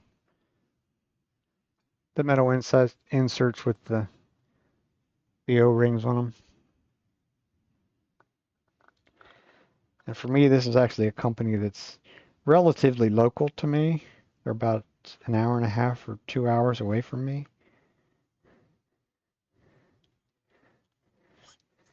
They're stainless steel. Like I say, they're a wine bottle stopper, whatever you want to consider them. So there's the barrel-shaped one. I also have one that's shaped like a hat. These all fit down over the bottle versus what most people make would sit on top of the bottle. And that's what I used to make, was the ones that would sit on top of a bottle.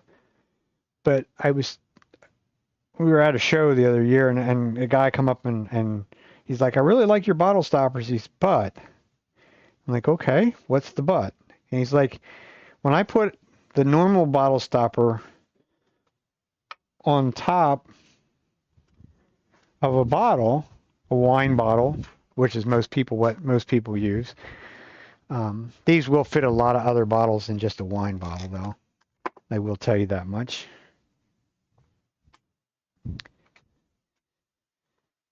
But where I was going with this, if you take this one here and say that would be sitting on top of there, now the thing is like 4 inches long or 5 inches long. How if I had the ruler right in the right direction. So that thing is 4.5 inches tall, and it's only going to go up there, so it's still going to be like 3.5 inches tall above the bottle of wine. And he's like, it doesn't fit in my refrigerator. So, he's like, I won't buy them. I quit buying them. I'm like, oh, okay.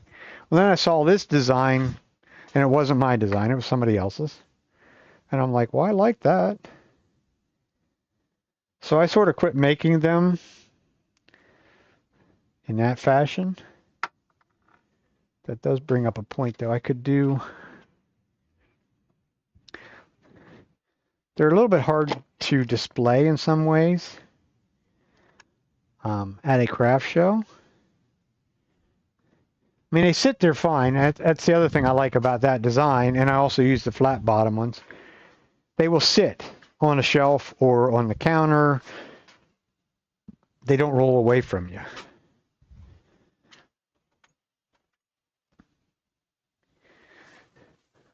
But I put them on a shelf.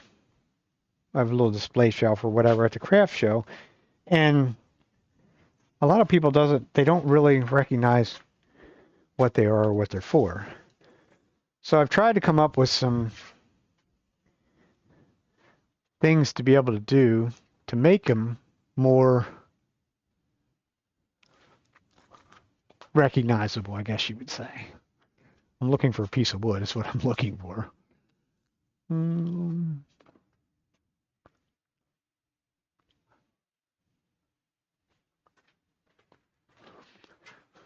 And I'm probably wasting my time because, it's not that I don't have wood. I have plenty of wood here, but I don't have a wine bottle. So I guess I'm wasting my time. because I actually need a bottle to be able to take some measurements. Because I think what I'm going to do is make a little, just a little short bottle, like the neck of a bottle, and stick that fast to a piece of wood or whatever, and be able to display them at a craft show. At least that's what it sounds like. It's a good idea. Put it that way. 6:40, because I'm not gonna work very late tonight. We leave tomorrow morning to go away for the week. But I was gonna make another tree, so I think we'll do that.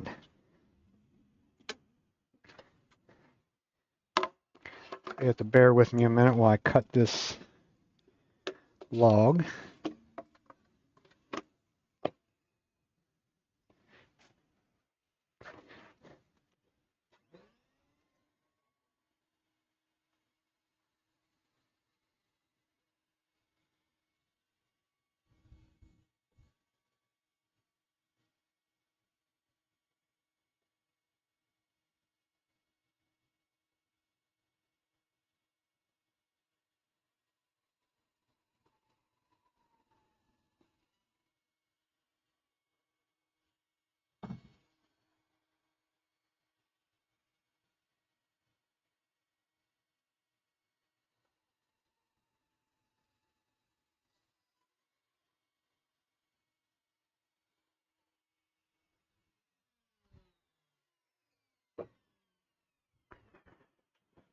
So what they are is a tree branch, basically.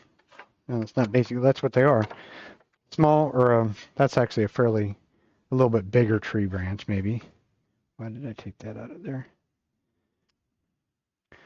So it's definitely, free wood. You can do them while they're wet.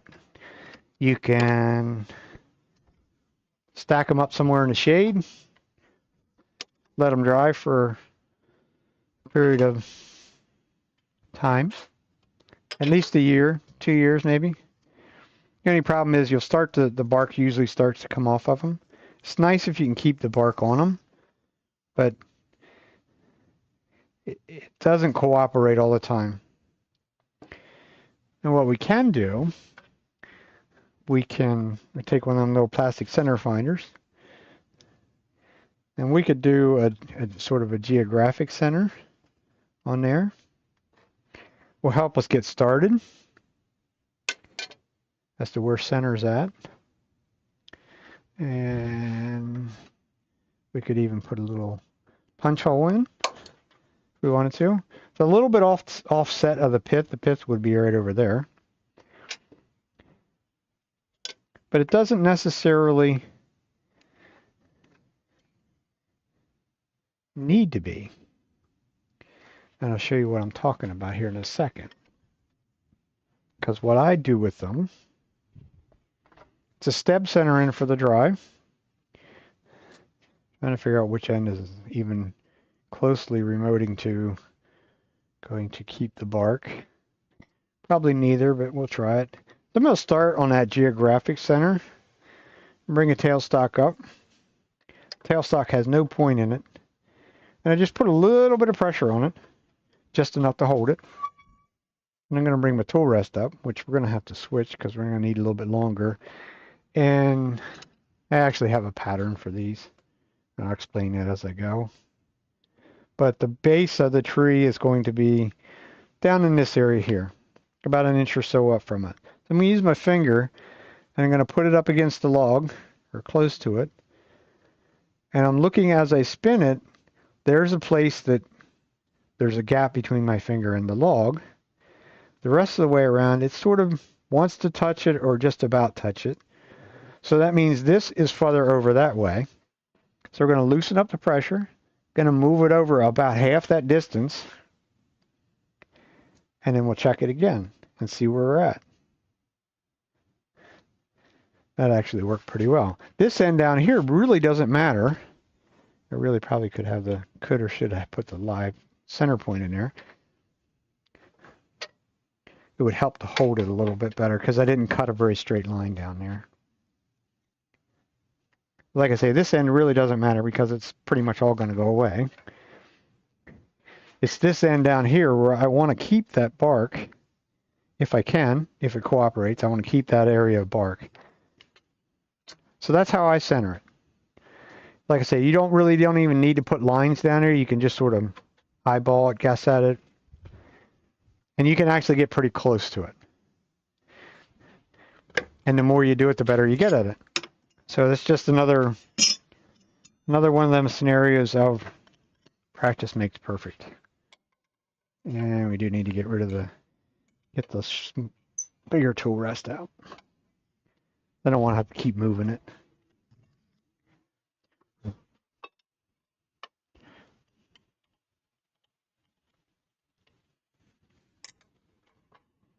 So we'll bring our tool rest up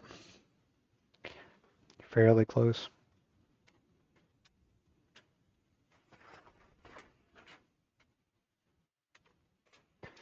Close the shower curtains because this will throw some things flying more so than what our little pepper mill did. So it's just like most everything. Blow the dust off everything. Most everything else I do. I'm going to start out slow. I'm off to the side. I'm going to bring the speed up till I get a vibration. In this case, you usually don't get a whole lot of vibration out of these. If the tree branch is really out of whack, it will, but I use a bowl gouge. I'm going straight through the bark in one swift move. That's all I'm doing is going repetitive motion straight through the bark into solid wood. And I can start to clean some of it off. If I was to use a spindle roughing gouge or something along those lines to do this, where you're cutting just the bark, you'll find out in a hurry how much out around the piece really is, because it's going to start to take the bark down, and the bark is going to get to a point to where it doesn't have enough to hold on to the piece of wood. And if you can, it doesn't take a rocket scientist to come up with that one, it's going to come off all at one time, and chances are it's going to whack you in the head. And it's not really a fun thing to do. This is also a good way to keep, if the bark is tight enough, this will help keep it on. But as I get down here to where I'm going to want the bark, I make smaller, more deliberate cuts.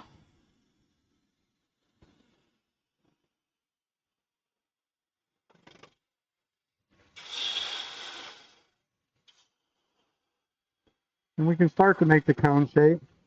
Not really necessary, because we are going to grab this in the chuck.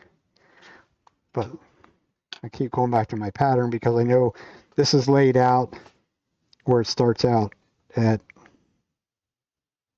I think, 1 inch, and then adds 1/8 of an inch each one of them. So if the log was long enough, you could do the whole stick. It just gives it a little bit different look, I think, rather than all of them being the same. So we need a tenant. Let me go straight in with the parting tool because I want to, just like the bowl gouge, I want to get rid of the bark as quickly as I can without it flinging off at me.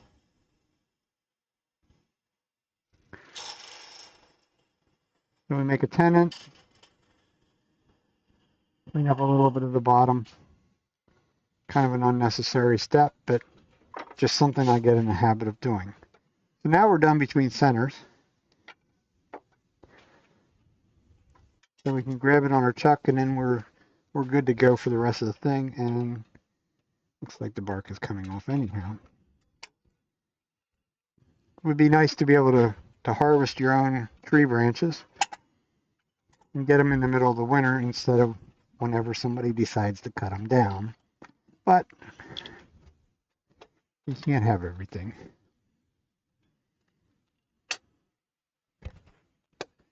Like I said earlier, it's free wood, so this is actually walnut, but there's a yeah, it's all going to come off. It may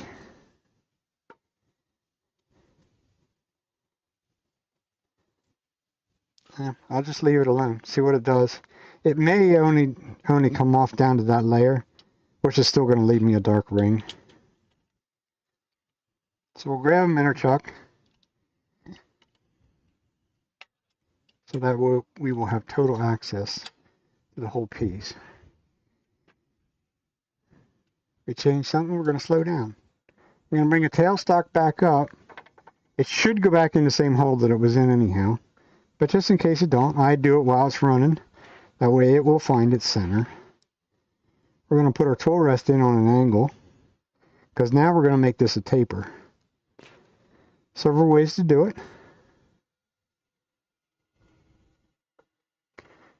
We can go in down here in the bottom. We can make little steps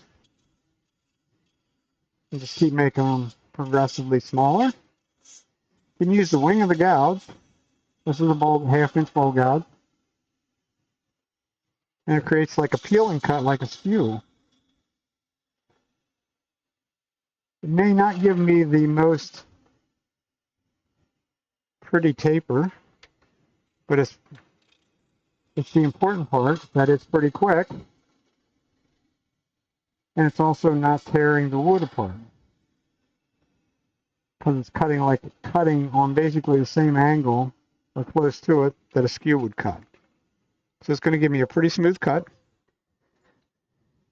There's some nice dark streaks in there. This is actually walnut, black walnut. The cone needs to be a little bit smaller down there. I don't want to take much off. I want to leave as much mass up here as I can, especially in about there. Because our pattern, that's going to be the base. So yeah, we're right on the money. So we'll make this a little bit more of a taper. At this point, if you wanted to practice with a skew or something like that, you know, have at it. It's a good place to practice.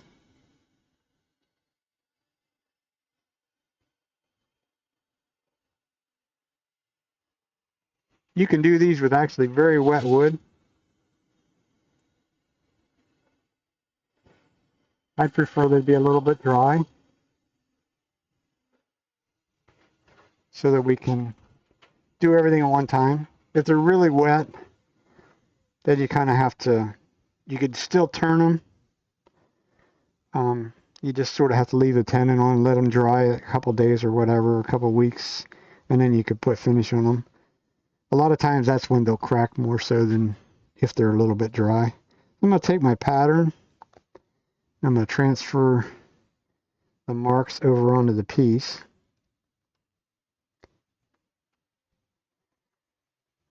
And of course our end's going to be down in here somewhere. There is still a point in there, so we do have to get rid of that. And we do have to transfer them the whole way around. Would make it a little easier.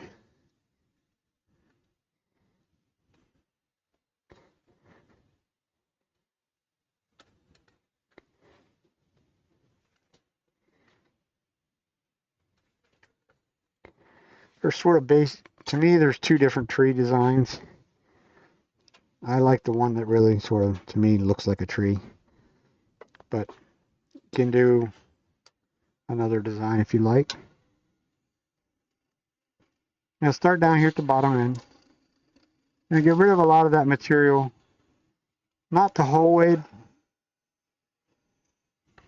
down. I'd leave just a little bit down there. This is our top part. So our bottom part is a curve.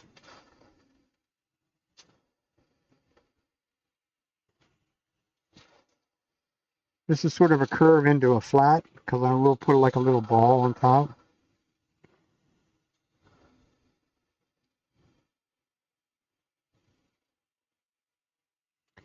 This is where the repetitive motion, which is what most of the spindle turners that are production spindle turners will tell you, that's how they do things so fast, because they do so many of the same thing.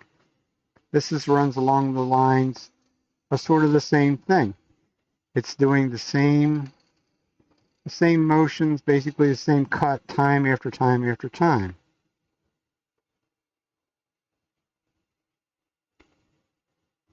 So we have our little ball for the top of the tree. We're not quite back to our line.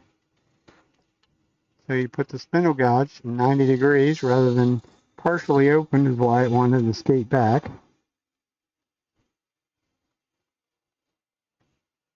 And then we'll make this into a smaller diameter to get down to our ball. And we're just about to the ball. We'll make one final cut. Nice light pressure.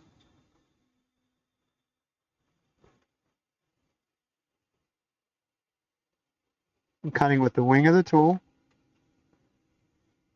right up to the little ball. As you see, it becomes shiny. It's not because I'm putting pressure, the bevel pressure on there. It's the fact that it's cut so cleanly that you don't have to do any. The idea, to me, the object of doing these is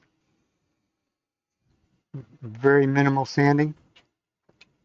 I will have to do a little bit of sanding on them, but it will be very minimal. Here's where I sort of cheat. I will take a parting tool, go in there a little ways. I'm not going to full depth. Get close to it. Just gives me a little relief area. I'm going to switch back over to my bowl gouge because I can get rid of a whole lot of material. And I can swing the same arc. I just can't get the whole way down to the base of it because the wing of the tool would actually hit on the other part. So we'll go back to our spindle gouge. We'll give this a little bit of an undercut and get it down to more the right diameter, or the right, not diameter, the right width, and come back.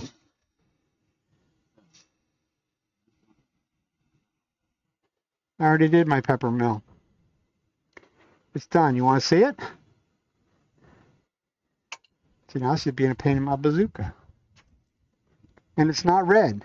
You'll be proud of me. It's not red.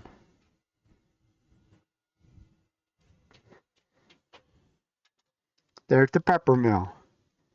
And it's blue. A little different design than the other one. So there. That's my boss. You always got to be inspecting my work.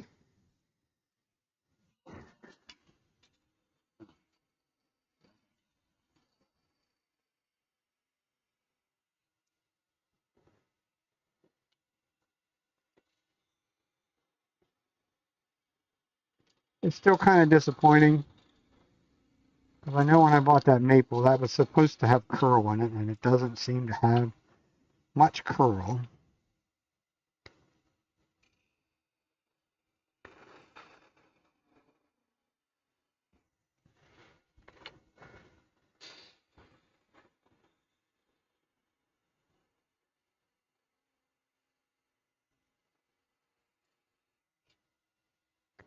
So then we can, it's basically just rinse and repeat the whole way back through.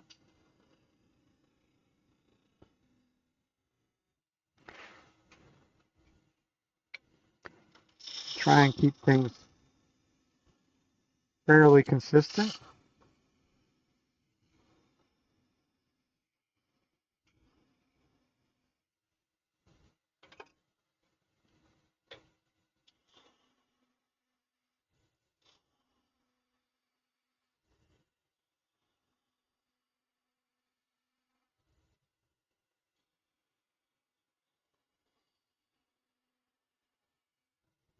And the real reason I pick up the bowl gouge is right there. Because a matter of whatever, 3-4 cuts there, it's done down to where, close to where I need it to be. Or if I did that with strictly with a spindle gouge, just takes a little bit longer.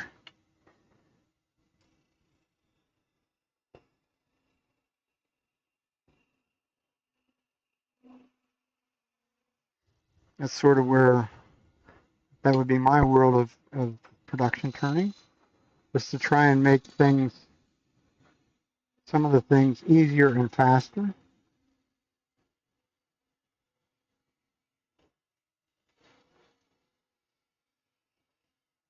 If the spindle gouge is pretty much back over to 90 degrees when I touch up against this bottom wall, which is all end grain, it doesn't grab it. If it was open a little bit, then you got a problem. Then it's going to grab a hold of it. So I try and make these, each one of those stems get just a little bit bigger as it goes down, because a natural tree would get a little bit bigger. This walnut does not like to cut really overly clean for some reason. So I do have to go back and clean them up a little bit. I just make one nice little light cut, and both of them are the same way. Because I don't want to get the whole way down here to the end, and I will come back up and cut out a little bit up there, but I don't want to do a lot of cutting on any of these down here, because they don't have the support. So I try and make these about the same, or they can grow a little bit too. Nothing to stop them from getting a little bit bigger.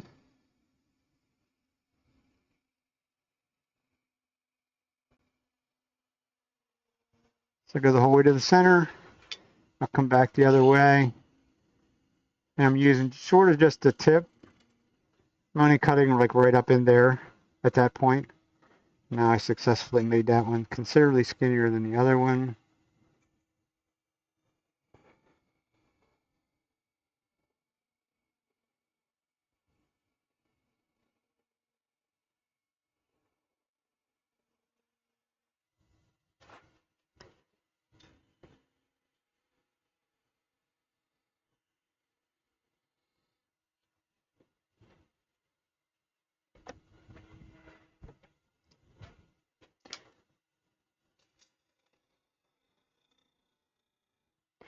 They're a fairly quick project to do.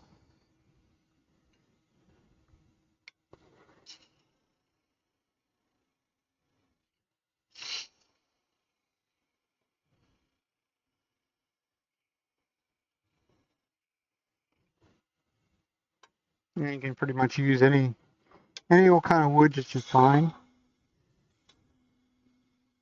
Certainly some of it's going to look more interesting than others.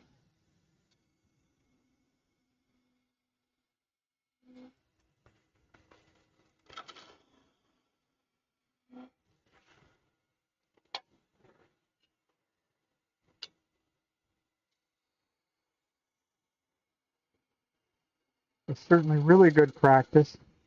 Spindle turning practice.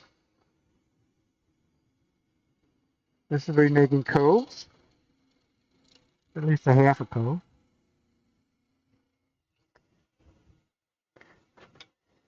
So it's, just like maybe you were played sports in high school or something along those lines,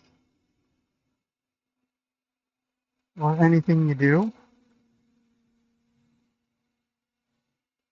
The more you do it, the better you get.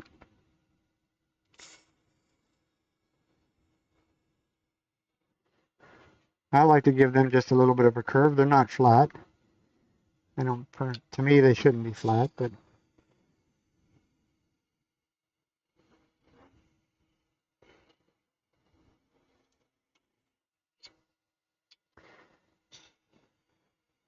sort of the interesting part, or maybe challenging part, is when I make that curve and start up towards the top, I'm actually cutting end to end grain, so it has the tendency to sort of,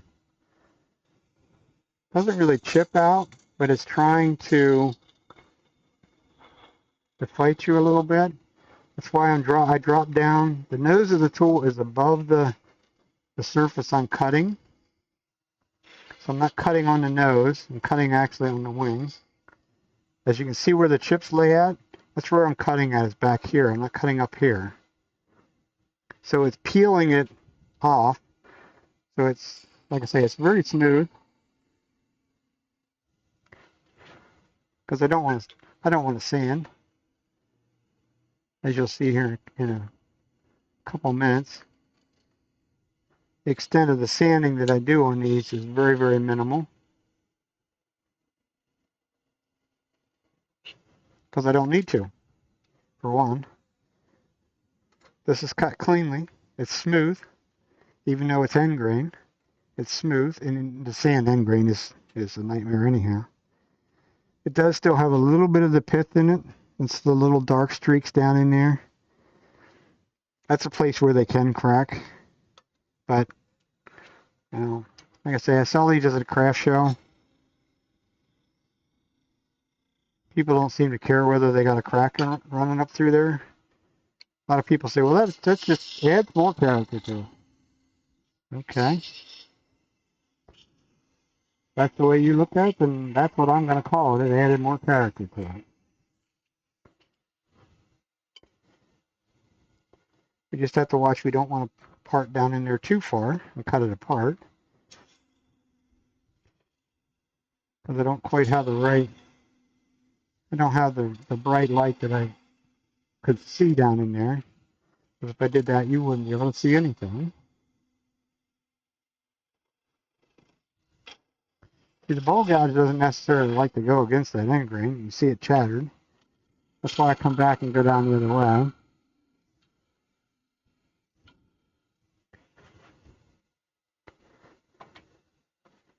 Ooh. Okay. I'll clean up this first. I'll get ahead of myself. A nice slow deliberate cut means it's going to be a clean cut. 90 degrees over on the spindle gouge. Pick up the cut, open the flute just a little bit. A little bit big of a cut for the spindle gouge. So just go nice and slow. Let it cut. And of course, watch where my thumb is at because you're about ready to hit the bark. Won't necessarily cut you open, but it'll make you jump for sure.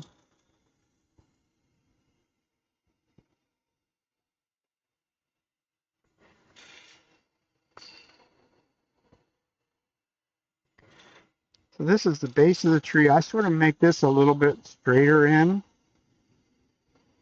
and less of a curve down here. Because that's what nature has created. You won't see a tree with a curved, really a curved base on it. It's a trunk that goes straight up.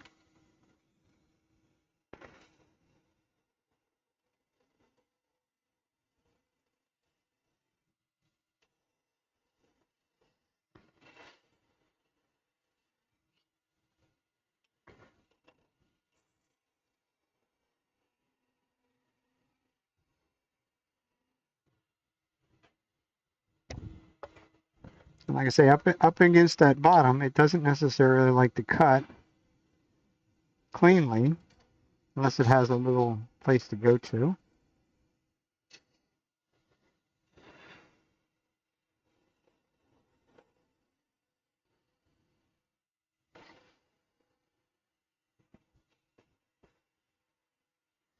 It's actually harder to make this straight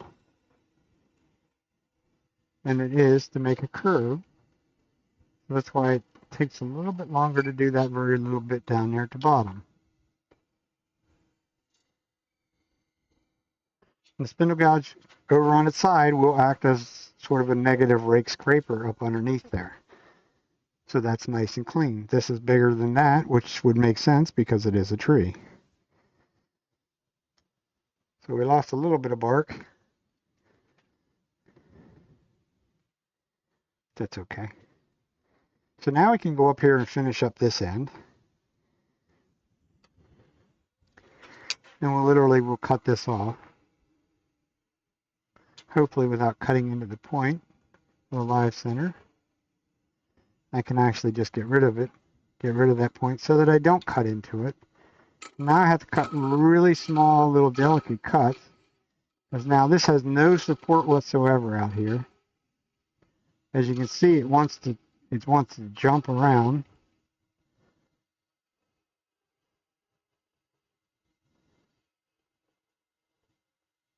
But ideally, if I cut, not push through the center, let it cut through the center. I cut that very, very last little bit up at the top, nice and clean.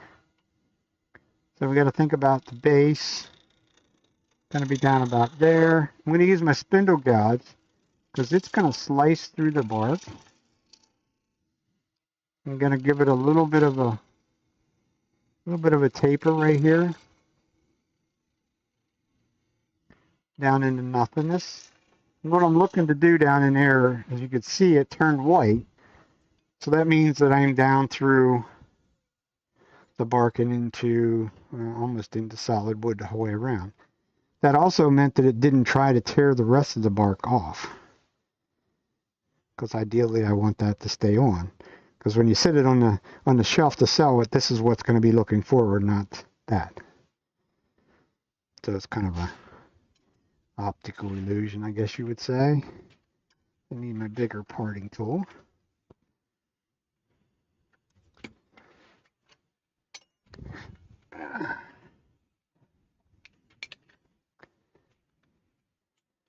So go down and go back here where there's still bark. It doesn't matter if that falls off. But I want to undercut this.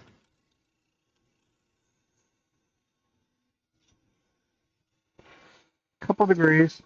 Doesn't need to be a lot.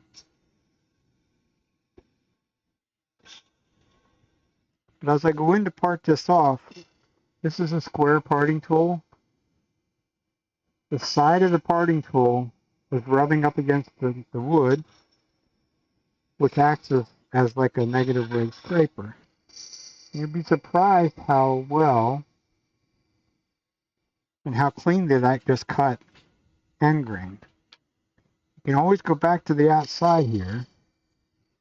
Actually, it's a good idea to have a freshly sharpened one to do this. And you can go in nice and slow. The cut that I'm making up against the other part is only about a 1/16 of an inch wide. So it has less material that it needs to work against. And why I cut that little chamfer there is so that I don't have a sharp edge. I could actually come right down to it. I could actually do this very same thing on the top. A little bit smaller maybe of a chamfer, but a little chamfer nonetheless, so that I don't have a razor blade sharp edge of bark sticking out. If somebody picked that up, I don't want them to stick their fingers with it. Is pretty much it in a nutshell. So now we sand, in 400. We're going to slow our speed down, because the extent of the sanding we're going to do, I'm going to sand a little bit on them flats, because this walnut likes to kind of like chips a little bit, and I'm going to sand more so just the edges, because those edges right now, if I did everything right, they're like little miniature razor blades. So I don't want somebody to pick up a piece that has sharp edges to it. We also can clean up this little ball at the top a little bit, because it had a tiny little point up there.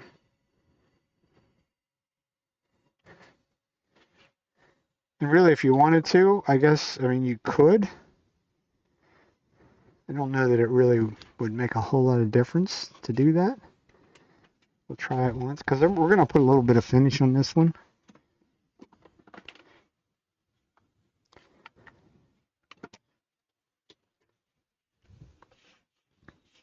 This is something I did with some of these the other day. A lot of times, this is it. I would put maybe a little bit of an oil and beeswax or something like that on them. 600 grits of paper.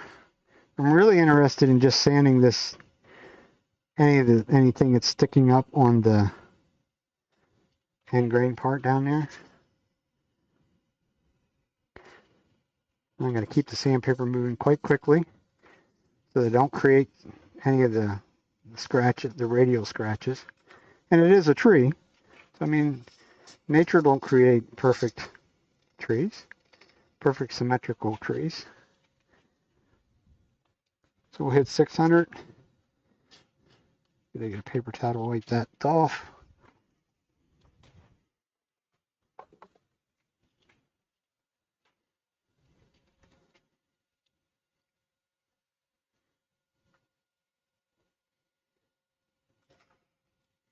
Gets rid of the dirt. And any leftover little bits of grit from the other previous sandpaper. Try and hit a fresh place on the sandpaper each time, because it sort of gums it up because you're sanding in grain. And this stuff is not perfectly dry.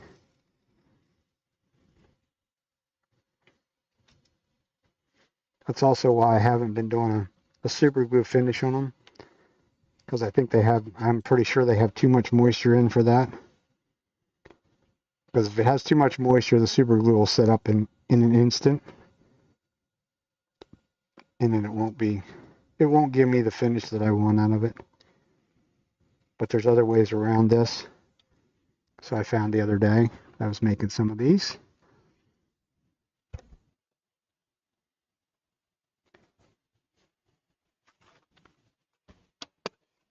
I get rid of my dirty little bit of sandpaper.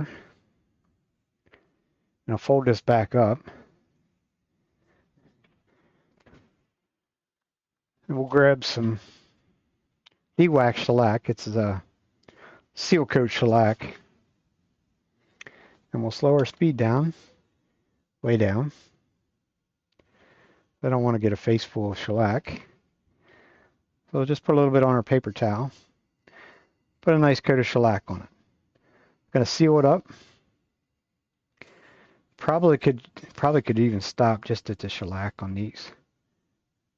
Would probably be good enough. The last ones of these, especially these walnut ones. These walnut ones are actually kind of pretty once they're finished up.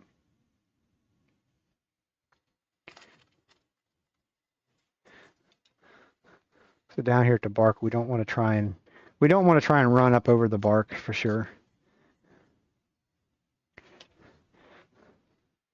So we got our little coat of shellac on. Just like all the other alcohol-based things, we open this paper towel back up and lay it on top of the pile.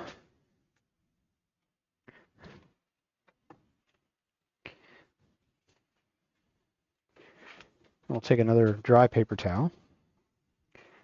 Gonna let this spin here for a minute or so.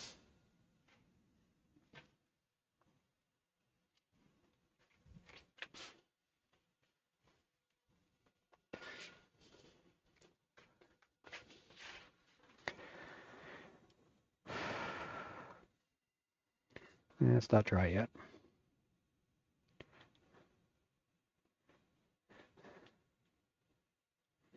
Actually, probably the easiest thing to do with it. I normally do these multiples at a time. I just take it out. I'll set it off to the side and let it dry on its own. And we'll come back to that in 10 minutes or so. The other tree that I do, or have done, will be a sort of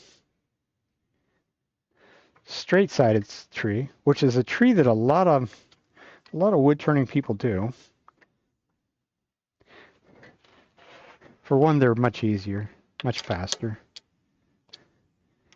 And maybe they don't like to do a whole lot of work. If I put my tool rest on an angle, that end being much closer than this, it'll automatically give me an angle if I follow the tool rest. Shut my drawer so that I don't throw chips everywhere. As you can see, this is a blanket that's already been rounded, which is a lot of times is, I'm doing these trees like this, I will do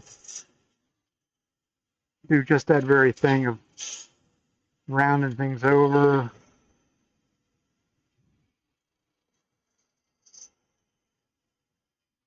It's just a bit of a time saver.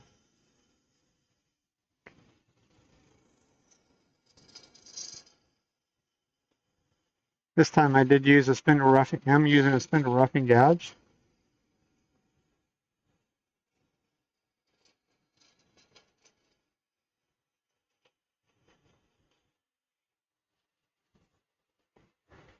I really need to know where the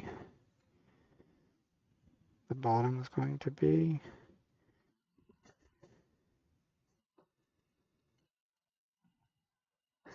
Yeah, I'm just about done.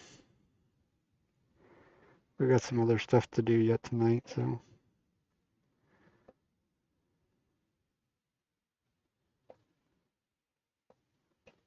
So if we make that, the base is going to be about somewhere down in about there. So that's where our taper can go to or from.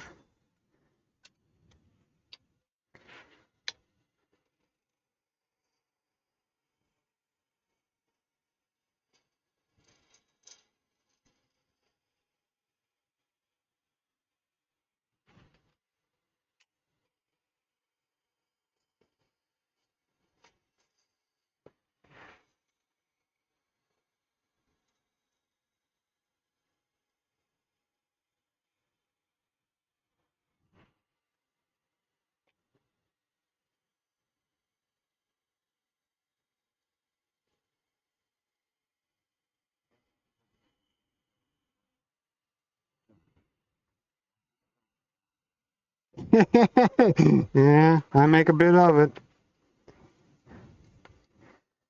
I made this pattern a little bit too long. I'd really like to do it with it running, but if I get back there, I'll hit the chuck. It makes for a little bit of excitement that I don't necessarily need. Like I say, this is going to be down and dirty. This is just another form of a tree. This particular material is not a tree branch, but it can just as easily be done with just a simple tree branch. And they're actually a pretty quick project to do, especially this style of them here can be really quick, as you can see. You know, the piece was already round, so that was sort of a half cheating move. And we've got live, and that won't work. Tool rest is just close. It's also not up quite high enough yet. This is where we're going to use everybody's favorite tool. At least this is what I use. We're going to use our skew. We're going to make sure it's sharp though, because I know I've been cutting them. Diamond hone. Go like 2 times, 3 times on each side, and that's it. It will be sharp enough to do this. Should be. We have our line for a finish. Finishing cut. Skew will not remove a lot of material at one time. So you sort of have to be a little bit patient with it and not make dumb moves like that. I was just trying to get rid of some material down here.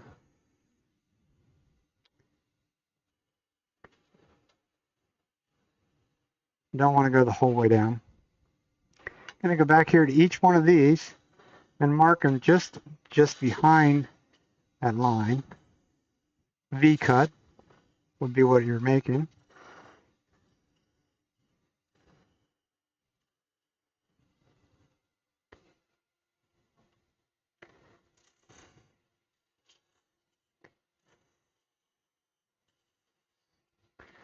And this will make sense here in a couple of minutes as to why I do that on each individual one as I go. Number one, I can see how deep I made them, for one. And then we're going to come up here, and we're going to make our cone.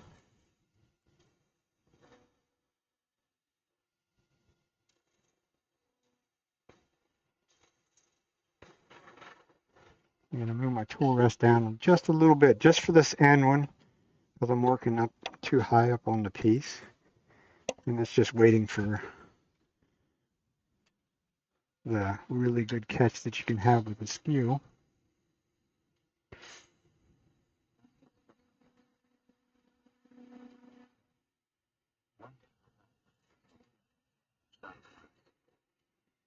Yes, sir. That's sort of where I got started with it a lot of years ago.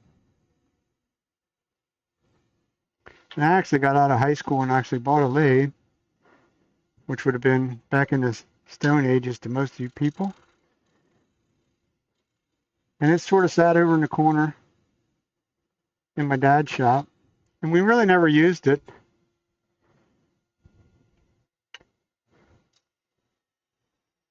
But then many years later, my dad and I both were into the woodworking, the finished cabinetry kind of work. And we were in a woodworking club that met over at our local woodcraft store.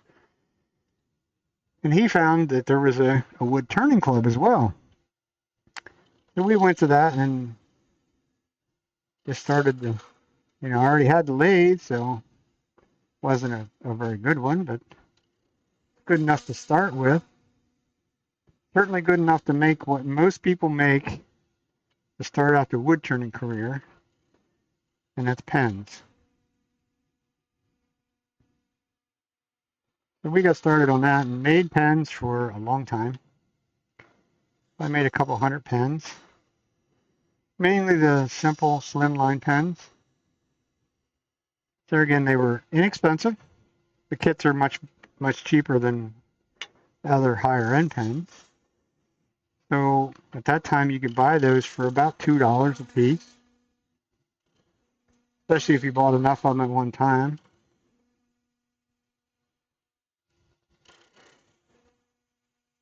And you can get pretty creative with pens. You can do some pens that are like segmented and things of that nature.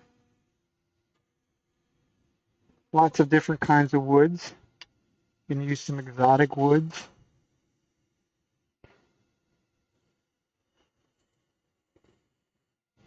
Things of that nature. And they're cheap enough. You get rid of a little bit of this right here. Why my V groove is there, because I want to pick up that cut right on that line.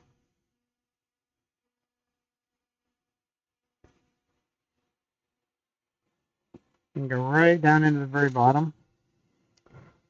And when that hits the bottom, we stop.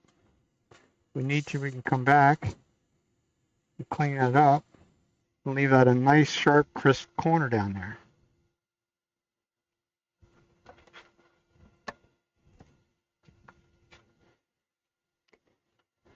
Like everything else, it's sort of rinse and repeat, except I'm getting bigger as I go back. That's one of the things with the skews, and I'd love to actually sit there and watch some of the production turners do some of the stuff, but they kind of cheat because they're always working with the same diameter material. I have to move the tool rest for me, because if I get too low on this as I'm cutting, it's not going to cooperate.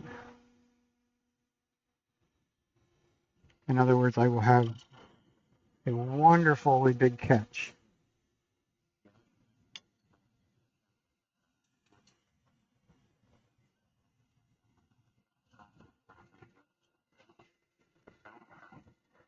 I hear you. I was sort of in the same boat. I wanted to be a carpenter, something along those lines. I ended up working for a paper company because, the bottom line is you got to make money. You got to make a living. And even, just like then, as the same as now, nobody will give you a chance. And nobody wants to give you a job without experience. So, yeah, I'm right there with you. I went down the path of, I need to make money. I need to have a good job. And, I ended up, working in, doing production work in a paper company. And I was always I always had good hand-eye coordination. So that sort of meant that I could pick up driving like a forklift and stuff like that very, very quickly, because I sort of grew up around a farm too, so that helped with it. I did that for actually 28 years. And then they downsized.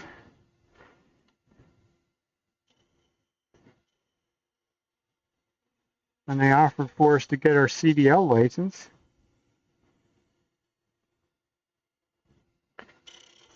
And I took that opportunity.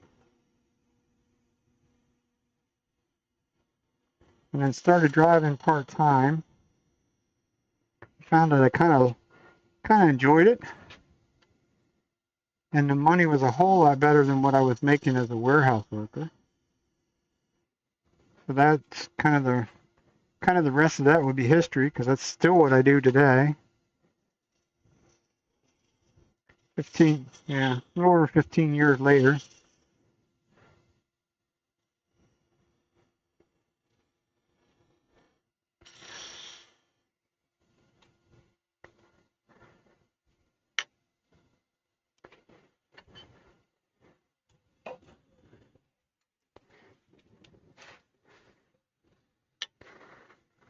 I'm going to finish cutting off this last little bit up here at the end. It hasn't been doing anything for me anyhow, because the live center hasn't even been spinning. So don't make that a real sharp point up there. I really could have left myself a little bit more room up here. We'll deal with that.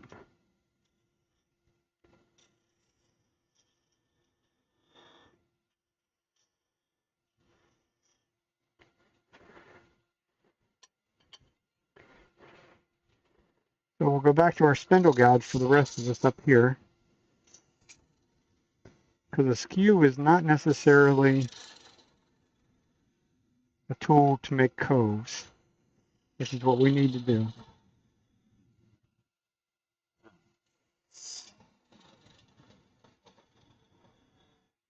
Oh yeah, you could stick somebody with a heartbeat with one of these.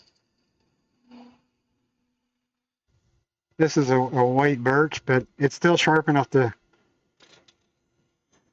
stick somebody with.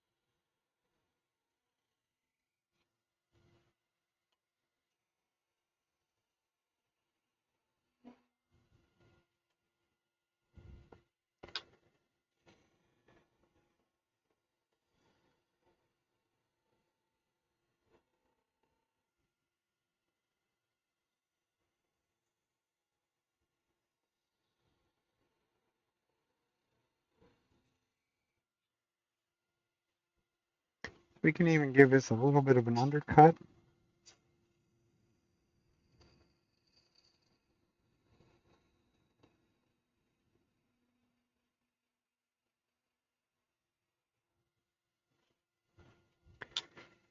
Just a little bit of a shadow line, I guess you'd say.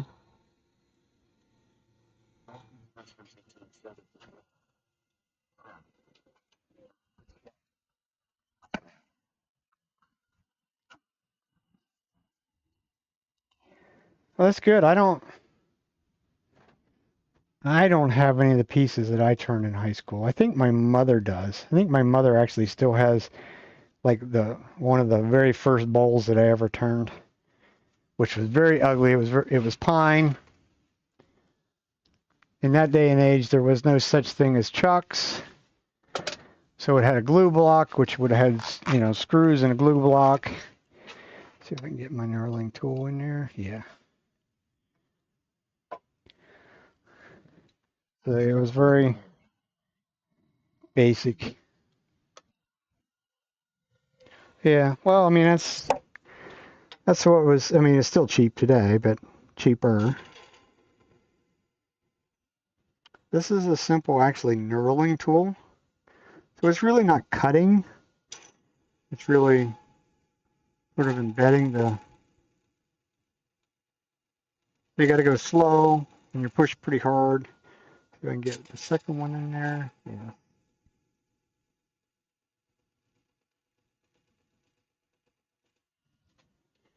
And then it'll just sort of it'll give it a texture down there, which gives it a little bit nicer look, I think.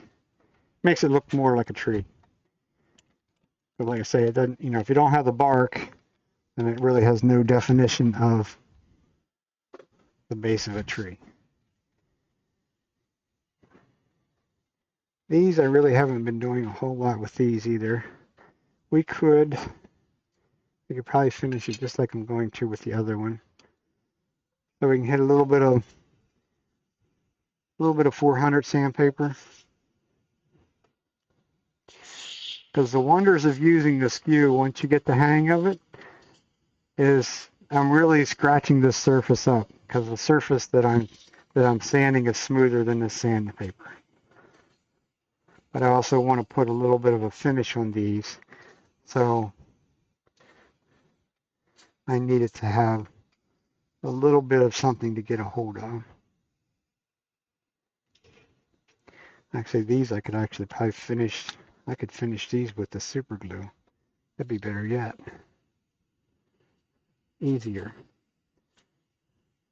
It's kind of my motto on a lot of this stuff is, if it's the easier I can do something to create that, that way I can sell these for a couple dollars. You know, a tree this size, you get, you know, maybe like $10 or $12 for it all day long. So if you can knock a whole bunch of these out real quick and easy, like, you know, people, women, I like to pick on women because that's who buys them. You want to decorate their house with the trees. And they normally don't even, they don't hesitate to buy them. And they usually buy more than one. Especially if you have like multiple different sizes, which I usually do. Because they're going to be cut out of whatever I have laying around. It's not going to be that I'm going to go out and cut good material to make these, generally. So it's just stuff that's laying around, basically. Or in this case would have been logs that were laying around that decided to do something different with them. So this was the different that I picked. So I use my paper towel to clean it off, clean the sawdust off. I do have to make a parting cut down here so that I know where not to put glue.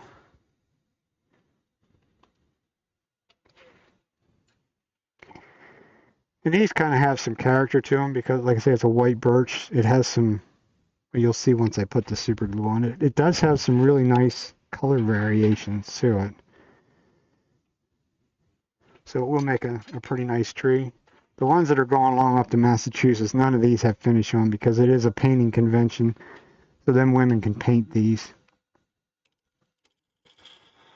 At least that's my thought. So we'll make a parting cut, open it up a little bit. It needs to be undercut a little bit. So we'll do that.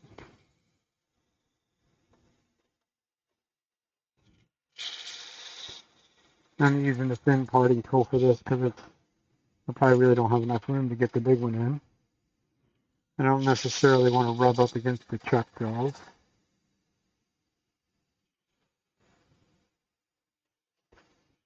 But before we go the whole way through, we need to carefully stick our sandpaper in there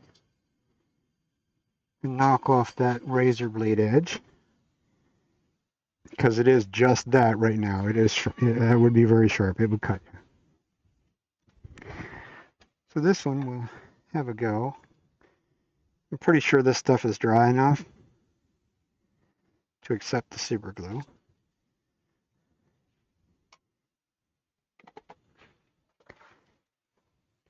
We'll have to put my glove on because it is super glue. It will adhere to my fingers just as easily as it will the wood. I have found a cheating way of not going through so many gloves, and it is I'm going to put a little bit of wax, a little bit of crystalline wax on my glove, and I just take my fingers and rub them together. I don't need no big giant size glove. You just don't want to touch the wood with that finger and get wax on it, because wax and super glue don't get along either. So our speed down, pretty much as slow as it will go on this belt, which is about 140 RPMs. You can see it's hardly moving. Get some on my paper towel, and then I'll just drip it over the top as we go along. And this is white birch, so it just soaks it right in. I probably should have used the thicker of the super glues, actually. But if it doesn't work, then I can always go back over it with the thicker.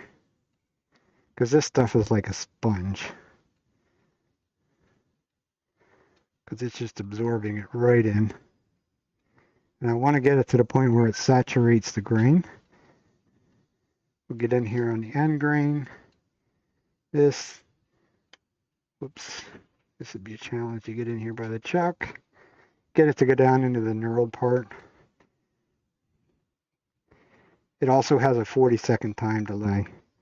This is not your off-the-shelf super glue. This is a no odor, slow setting super glue. Because if you were to get this amount of super glue out in the open of the normal, lesser expensive, lesser super glues, you would need a respirator on or some really good ventilation, because you'd be gagging right now. That's the wonders of this particular super glue, that you can use. It's a finishing super glue is really what it's all about. And we have 40 seconds to get our job done.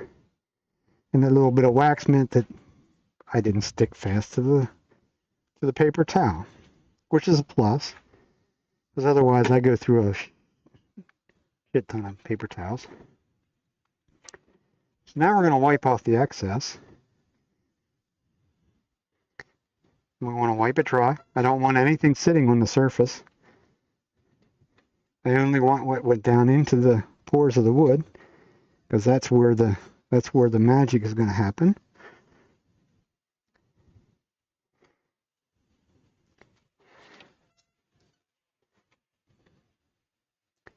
It's really not magical, but it's just filling up the pores of the wood,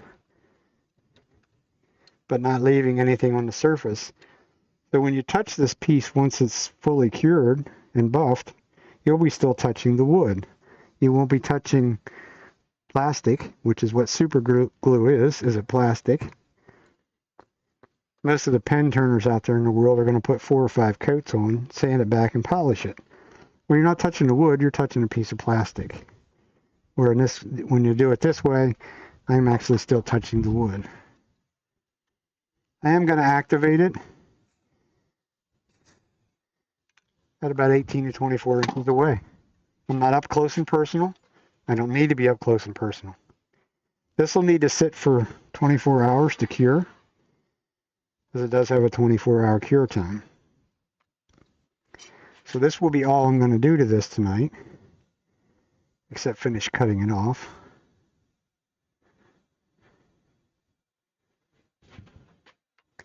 Carefully.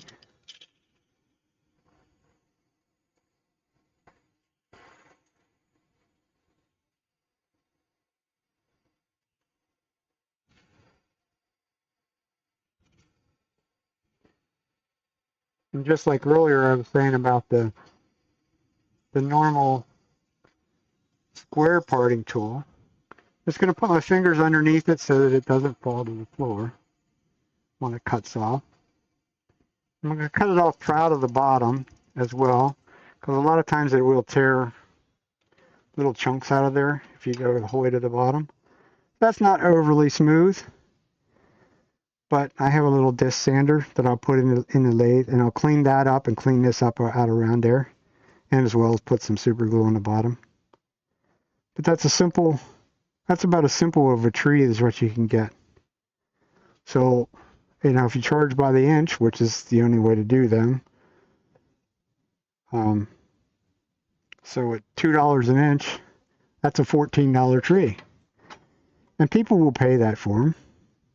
One of the guys at my wood turning club, he gets $5 an inch for them. So that'd be a $35 tree.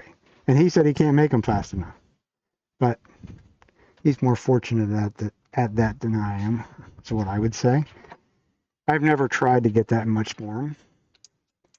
I don't warrant that there's that much work involved in them to get that kind of money for them. But we shall see.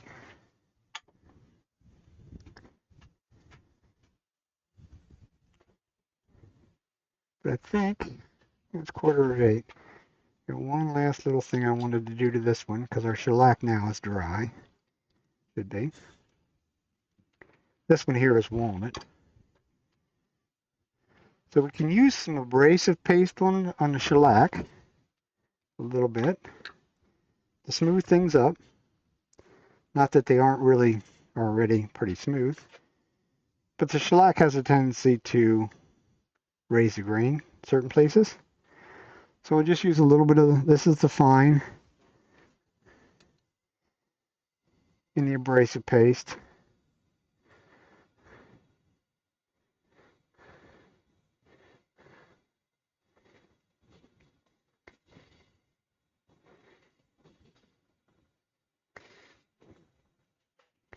So a little bit will do, a little bit of, like the dippity do, a little dab will do you. You don't want to put too much on her, you'll be wearing it, for one.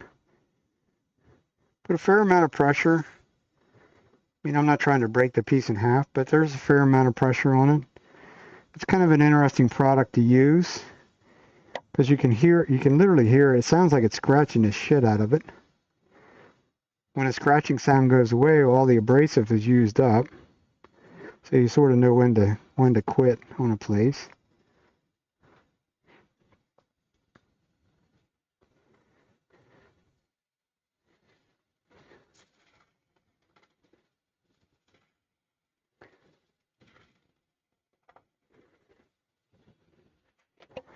So we'll get rid of the dirty part of the paper towel. It's like everything else. I'm going to open it up though, because that has a mineral oil in it. So we don't want any spontaneous combustion kind of things around.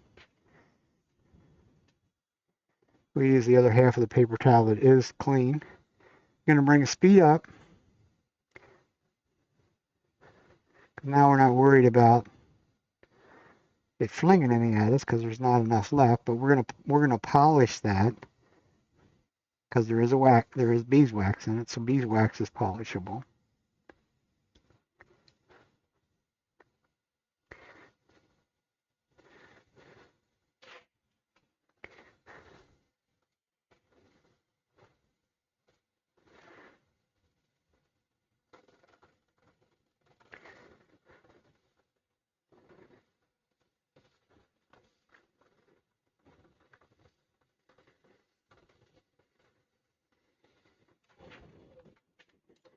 So now you have a nice shiny and smooth tree in a matter of just really just a tiny bit of work. If you wanted it to be shinier yet, you could put a little bit of wax on there. I've done a couple of them with the Hampshire Sheen High Gloss. Matter of fact, I probably will just let this alone for now. I won't finish cutting it off because that's what I did with some of them, and you can get a really sort of a high shine out of it, higher shine than what it is. Because this shine it'll last for quite some time, but it's not really a forever kind of a shine. That's it. Trees and a pepper mill. We're going to call it a night. That's what it'll look like. This will finish getting cut off, and we'll sand up the bottom a little bit and put a little bit of shellac or something on the very base of it. But yeah, and it's walnut. You could, depending on which way you look at it, there's a little bit of, I don't know, that's a little bit of staining in there, a little bit of sapwood in it. But simple project.